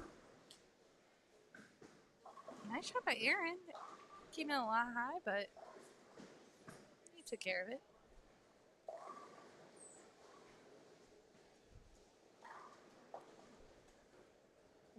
Wow, I just watched Weston Bowl. His swing, pretty good. Pretty good. Pretty good. Yeah. Really good. Right? Like, holy cow. Just kind of scanning around. Oh, you know why none of the scores are getting put in? Because you're I'm in the sitting booth here. and I'm sitting here. So that is not it.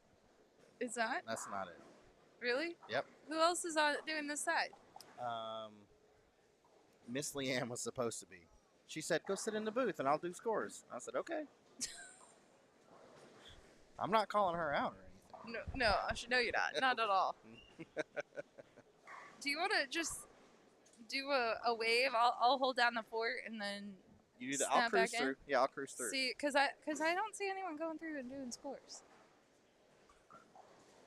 All right, I'll be back in 5. Okay.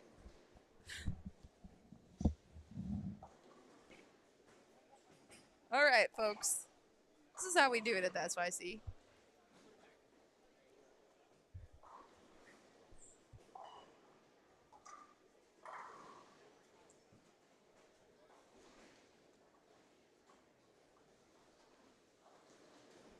Got Mr. Braden here.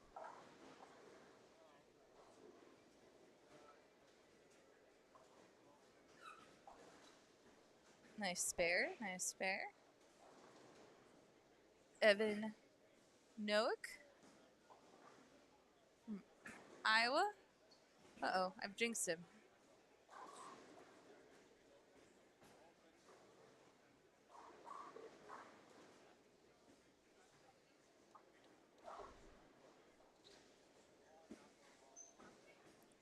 Yeah, Mr. Aramis stepping up. He's got a turkey.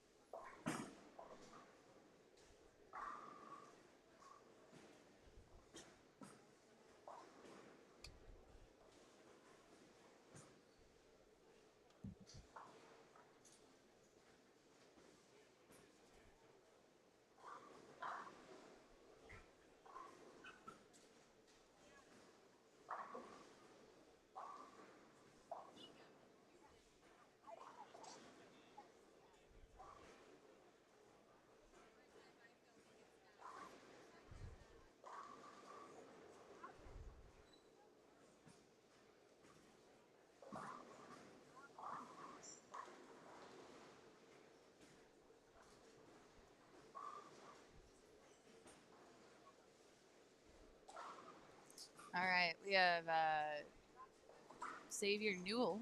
I like Xavier's jersey. He is wearing a really nice I Am Bowling jersey. Just shot his first sanctioned 300 a couple weeks ago. Got a shout out for Wes. Got a shout out for Weston Nets. Mr. Brady Longnecker stepping up next. Brady's bowled quite a few SYCs. I like his outfit today.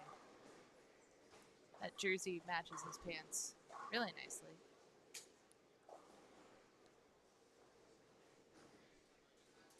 Little Kentucky Derby action, it looks like. Must be a Kentucky jersey.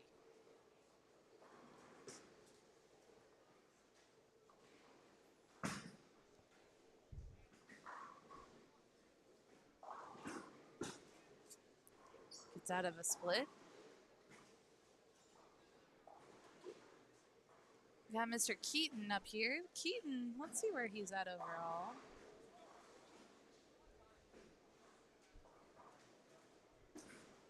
Keaton had a great block this morning. He is plus 182 overall and still leading. Griffin Jordan is right behind him though, plus 112.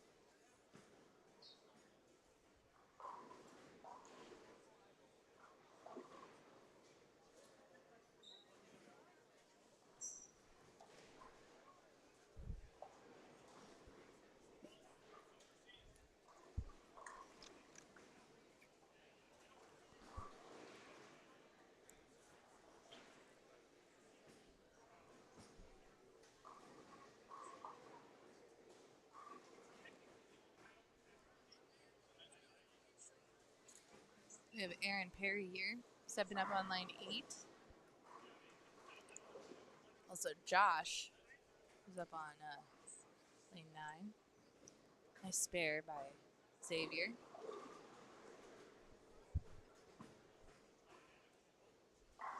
Nice shot by Josh. That's a double.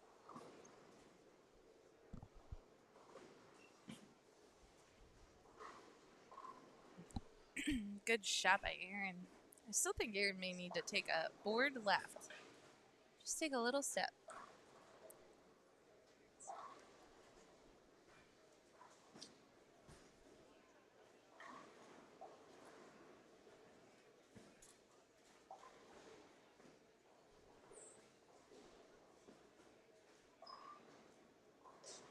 Good shot by Weston.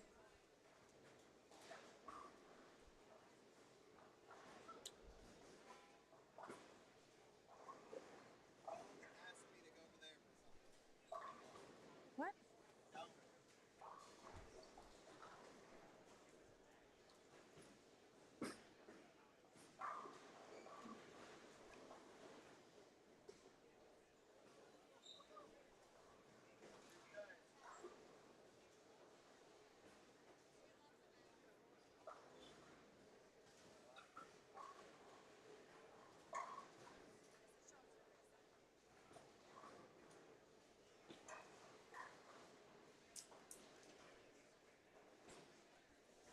Josh Morgan. Nice spare there.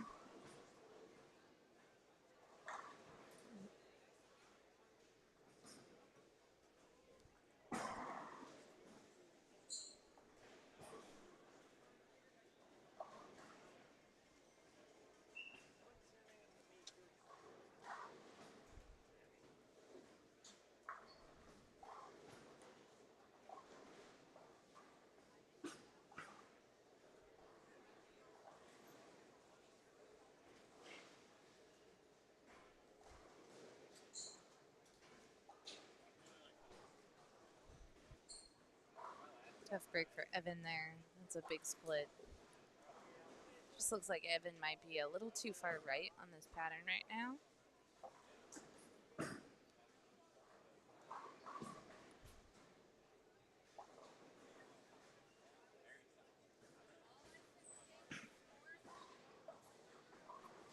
Oh, good pickup by Evan right there. Good job.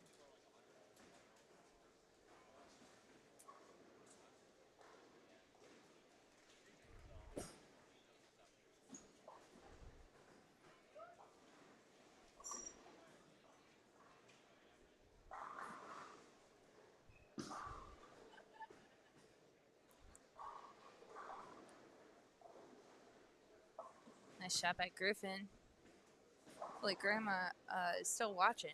I know that she's been watching all day, waiting all day for one of the Jordan boys to make it to the pair. And Griffin has made it. So Griffin Jordan on the medium is currently in 4th. Landon is in 3rd.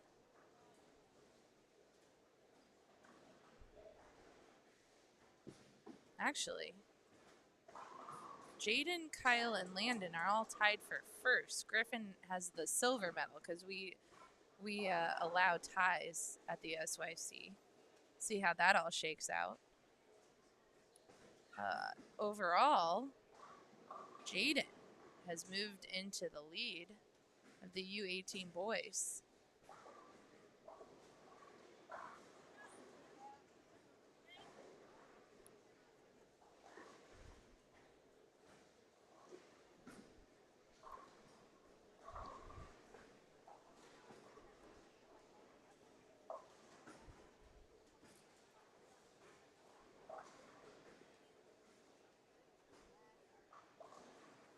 Josh didn't like that one off his hand.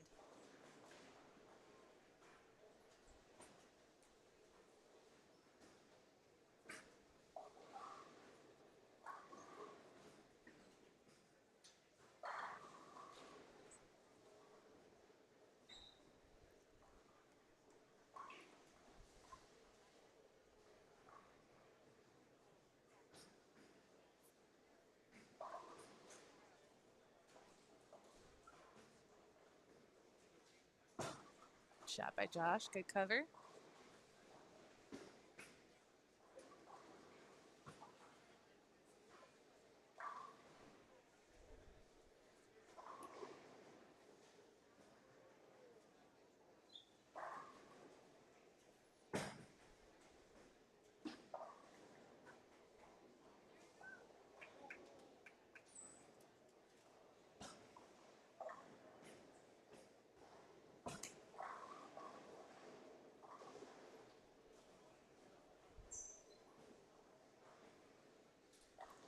Weston Mets. I know there's some Weston fans in the chat. He's stepping up.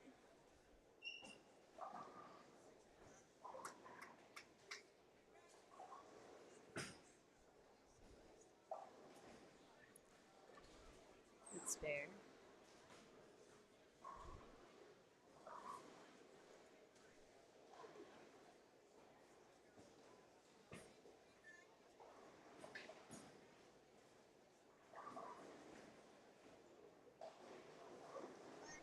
Is it okay if I grab the ball on the live stream here?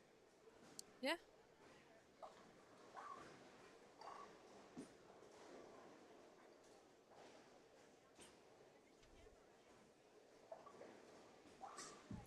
Mr. Henry Mann needs a ball change.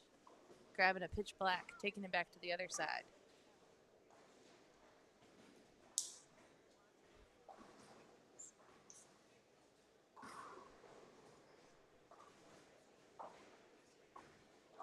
I told you ZNA bowling. I know you've been waiting for Josh all day.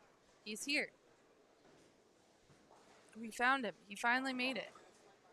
Brady going for the big 4.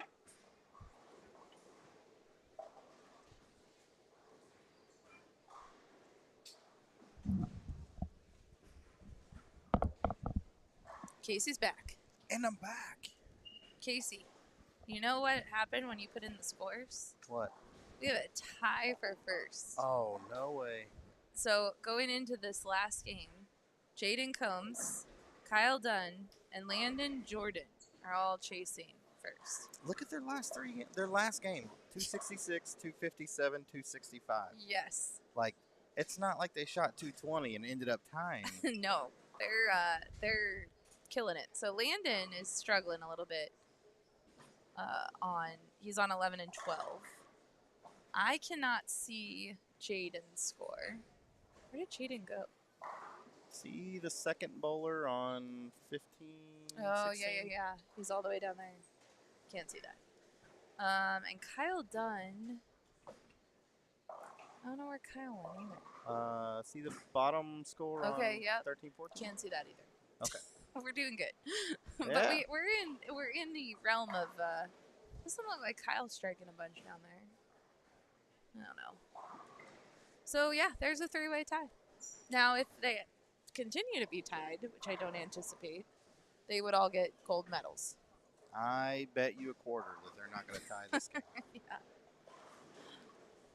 Just a quarter? Just a quarter. All right. That's fair. Griff here.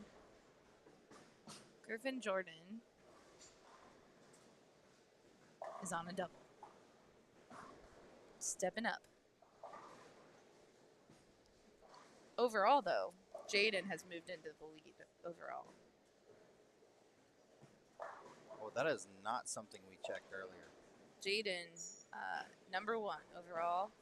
Charles Burns, second. Keaton has moved down to third. Ooh. Yeah. Griffin, right here. He's Above his brother. oh yeah, he is killing Landon. Good shot, Griffin. What a shot.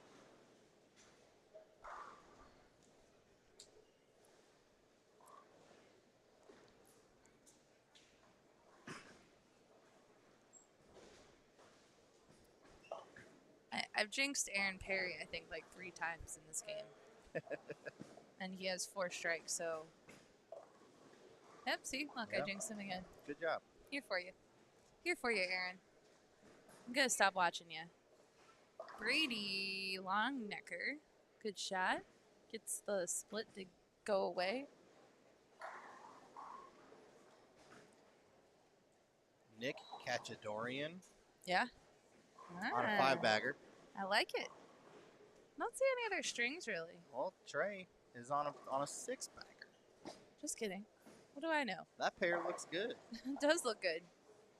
Landon is struggling on. Well, he's not struggling. I shouldn't say struggling but it's Landon. So he open, double, 4-9, open, 9 spare strike. So he's just kind of. He's can't not get struggling. ahead. He's just struggling for landing. Exactly. Yeah, that's what I mean. Yeah. Well, especially if you're in the top position, tied. This is not the game you want right now. But he's close. And he could go off the sheet. I've seen Landon do it. Oh, yeah. Very capable. And you jinxed Nick. No.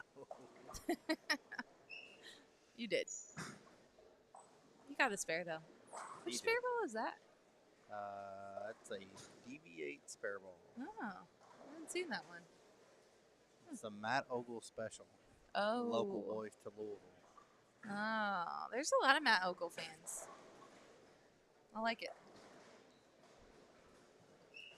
Bowled against Matt quite a bit in youth tournaments.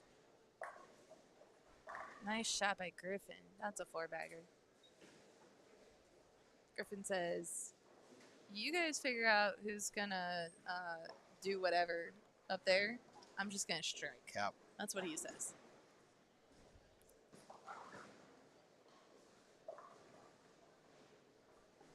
Declan Mitchell gets out of trouble on that shot.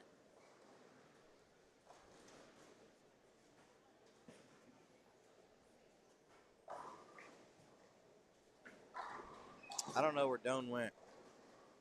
I lost him. It's easy to do. Yep, You tried. I did. We got a lot of Weston fans in the chat. For good reason. Yeah. I'm not doubting the Weston fans. I love it. I love it when people have the fans come out to play in the chat. Stick around. Keaton here. So Keaton is having a very solid game. Yeah. He's on lane 8. As we said, he's been leading overall. He dropped a little bit last couple games. Could really use a little oomph at the end of this game. That's a good 9. It is. Take that 9, That Keaton. wasn't the best shot in the world. I'll tell you what, the scores right here in front of us were huge 2 games ago, and now they look a little chewed up. Well, I sat down and it looked like that the lanes were all the oil was gone. I'm like, what happened here? Good shot by Braden. Yeah, in the game before, everybody was shooting 250. Yeah. So.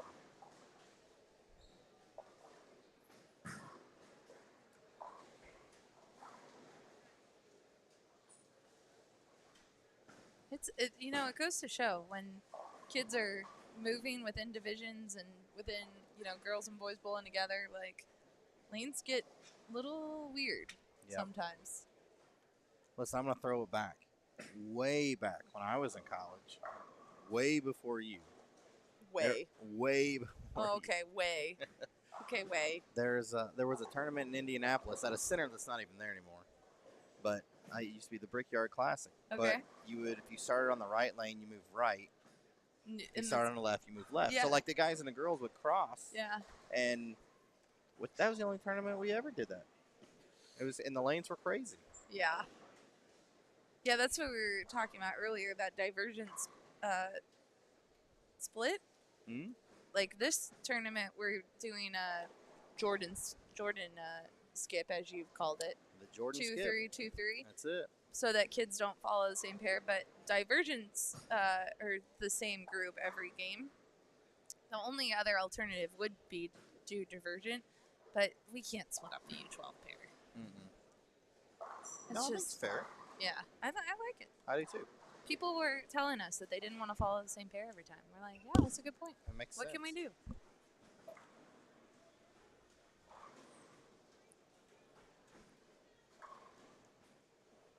Shot by Mr. Weston. Landon Jordan strikes there. Now he has a 3-bagger. Uh-oh. I told you. needed it. Anything can happen. Don't call it a comeback. He was never gone. True dat. You just need to kind of figure out. It was really one lane. I lied. It was both lanes. I don't know. He just had to get, it was a little transition. Yeah, he got the first half of the game out of the way, and now he's like, all right, here we go. Yeah. Trust the process. Now Griffin here, going into the 10th. This is big. How old is Griffin? He's the same age as Landon. Are they twins? They're twins. I did not know that. Yeah, they are. Yep. I didn't know it for a long time either, but Griffin is 16. So they're both 16. Okay. Now, what I don't know, because Griffin, and I'll have to ask Mom or Dad, Tony, but Griffin drove down here. Griffin drove himself, Landon, and Gianna down here. But what I don't know is if Landon drives. Because some of these kids, even if they're old enough to get their license, they're like, yeah, I'm good. You know, that's a thing these days. It's weird. I don't get it. I don't either, because I was so excited and wanted my license, and Yeah. these kids could care less. That's what I lived for. Right. Oh, did you see that? I did. Double tap on the 9-pin. It missed it going one way, bounced off the wall, came back and knocked it down. I'm not sure what Griffin would have done had it not fallen, because Griffin was like, come on, man. That was sick. That was huge, too. That was for a 6-bagger. When scores are this tight, that's huge for him. So oh Griffin, my gosh, what a hit. Where are we at? So let's look at this. Griffin, I'm loving that shot right there. Griffin is. Like, I got a boost of adrenaline on that shot right there. Oh, wait, it's calculating for us, right? I don't even need to do math. Griffin is going to shoot a lot. He is. Get there. What a great finish. With the back 7. 11:49, is that right? Is that what do you shoot? Nah, I don't know. Hold on. You got to move it down for me.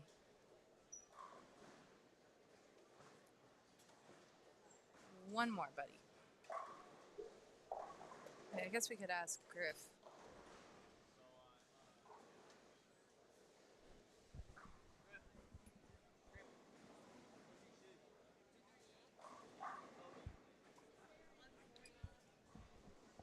So 238 and 1148. 11:48. No, 1149. One off. Yeah, that's what. 238, 11:49. So now, Landon can't get there, can he? Wait, what did Landon have going into this? 9:17.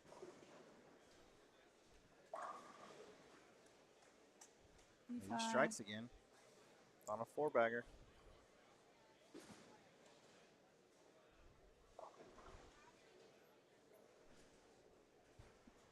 This U18 boys division is stressing me out.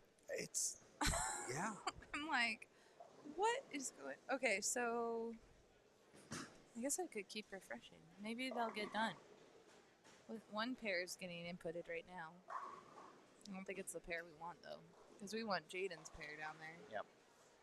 And it's just too far for me to see. Jaden, because he's done two. He shot two something. 222, 223, somewhere around there. Okay, so 222.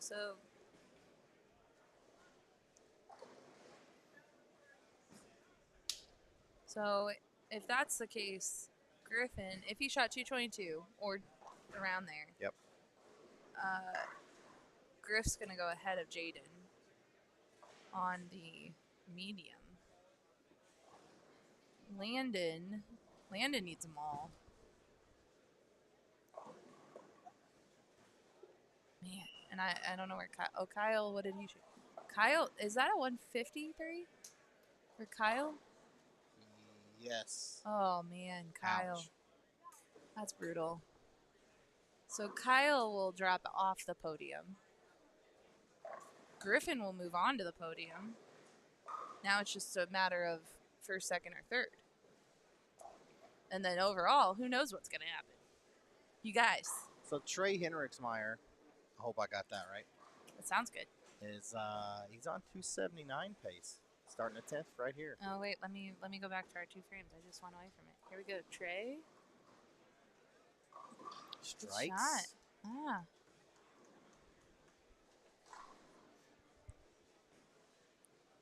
Keaton's putting up a good game here too. He's just filling everything he can. It's just a solid game. That was just really a solid game. Yeah, agreed. Good little clap, yeah. Yep. Keaton, you rolled great. I'm sure he used urethane the whole set. Well, his favorite player is Jesper. Well, that makes sense. The left is decent. Yeah. We know this. Yeah. Yeah. Good shot by Josh Morgan. 228 the last game with urethane is that's good. There's nothing wrong with that. Nope. Oh, Trey hates that off his hand. For good reason. 8-10. Should have been 2-8-10. Something got too early. So a little light. It's all right. It's still a solid game. Yeah. I'll move him up. Well, Casey, we're coming down to the end here. Thanks for hanging out with us today. Yes, You'll absolutely. be back tomorrow. We'll be back. For some more fun. We start bowling at 10 a.m. That's later tomorrow. than normal. No, it's always 10 a.m. on Sundays. We get to... Oh, yeah. you bowled, or you bowled. You worked one of our All-American, right? It was all... Yeah, so that has 4 rounds, so that's why it starts a little earlier. Sense. Yeah, but normally Sunday starts at 10 a.m. Okay. Because, even if they're kids, 10 games in a day is a lot. That's it. Yeah. So we let them sleep for an hour. So my daughter, which we were talking to earlier, Yeah. she wants to bowl. She's been texting me, Daddy, can I bowl in Indy? Yeah. I'm like, okay. Let's go. All right. I love it. Let's do it. And does she know that you're not going to U12 follow girls. her around to all the houses? Because if you're working a house, you Yeah, can't. that ain't working. That's not how it works. Mom's going to have to do that. Yeah, really. And hey, my wife can bowl. She shot 300 a couple weeks ago. Yeah, so she can be Coach Mom. She can do it. She'll probably listen to her better than me anyways. That's how my sister never. One of us ended up in tears when I coached her. Either her or me. All right, so I got a sheet. Let's enter it in. Miss Brandolino's on here. Oh, how'd she end up? 965. Not the best set for her. All right, Casey, I think we're going to end here. Landon, I guess I hate to end it when Landon's up. But you really can't see it. I guess you can. All right, we'll let Landon. We'll give you a play-by-play of Landon. Landon's stepping up. That's Landon. Oh, Aced it. Man. Absolutely aced it. And he knew it.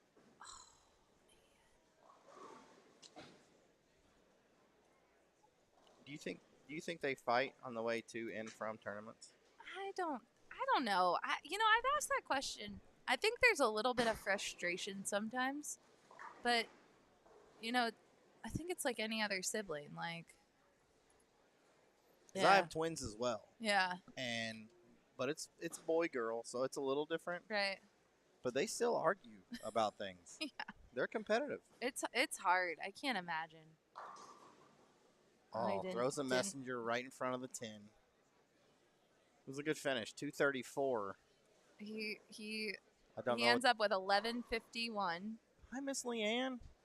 1151 to snap off Griffin. Now, Jaden. I think Jaden got bronze. Unless there's someone, I don't know what Trey was at, 266. Where was Trey? Trey shot 1161. Trey's got him by 10. Jeez. So Trey just jumped onto the podium. So either Griff will be bronze. There may be a score out there. We don't know. Listen, people. This is what the SYC is all about. Tune in tomorrow. We'll be back. Hey, Miss Blair. I have Josh's phone. I don't want him to lose it. So just right here in front of us, we have 1161, 1151, and 1148. These kids are good. Mm-hmm. All right, we'll be back tomorrow at 10 a.m. Thank you for watching. We will see you later. Bye. Thanks for watching. This has been a live stream of the 2023 SYC Kentucky from Kingpin Lanes in Jeffersontown, Kentucky. The preceding was produced exclusively by Storm Bowling. For more information on upcoming events and more, please visit stormbowling.com. Once again, thanks for watching the SYC Kentucky.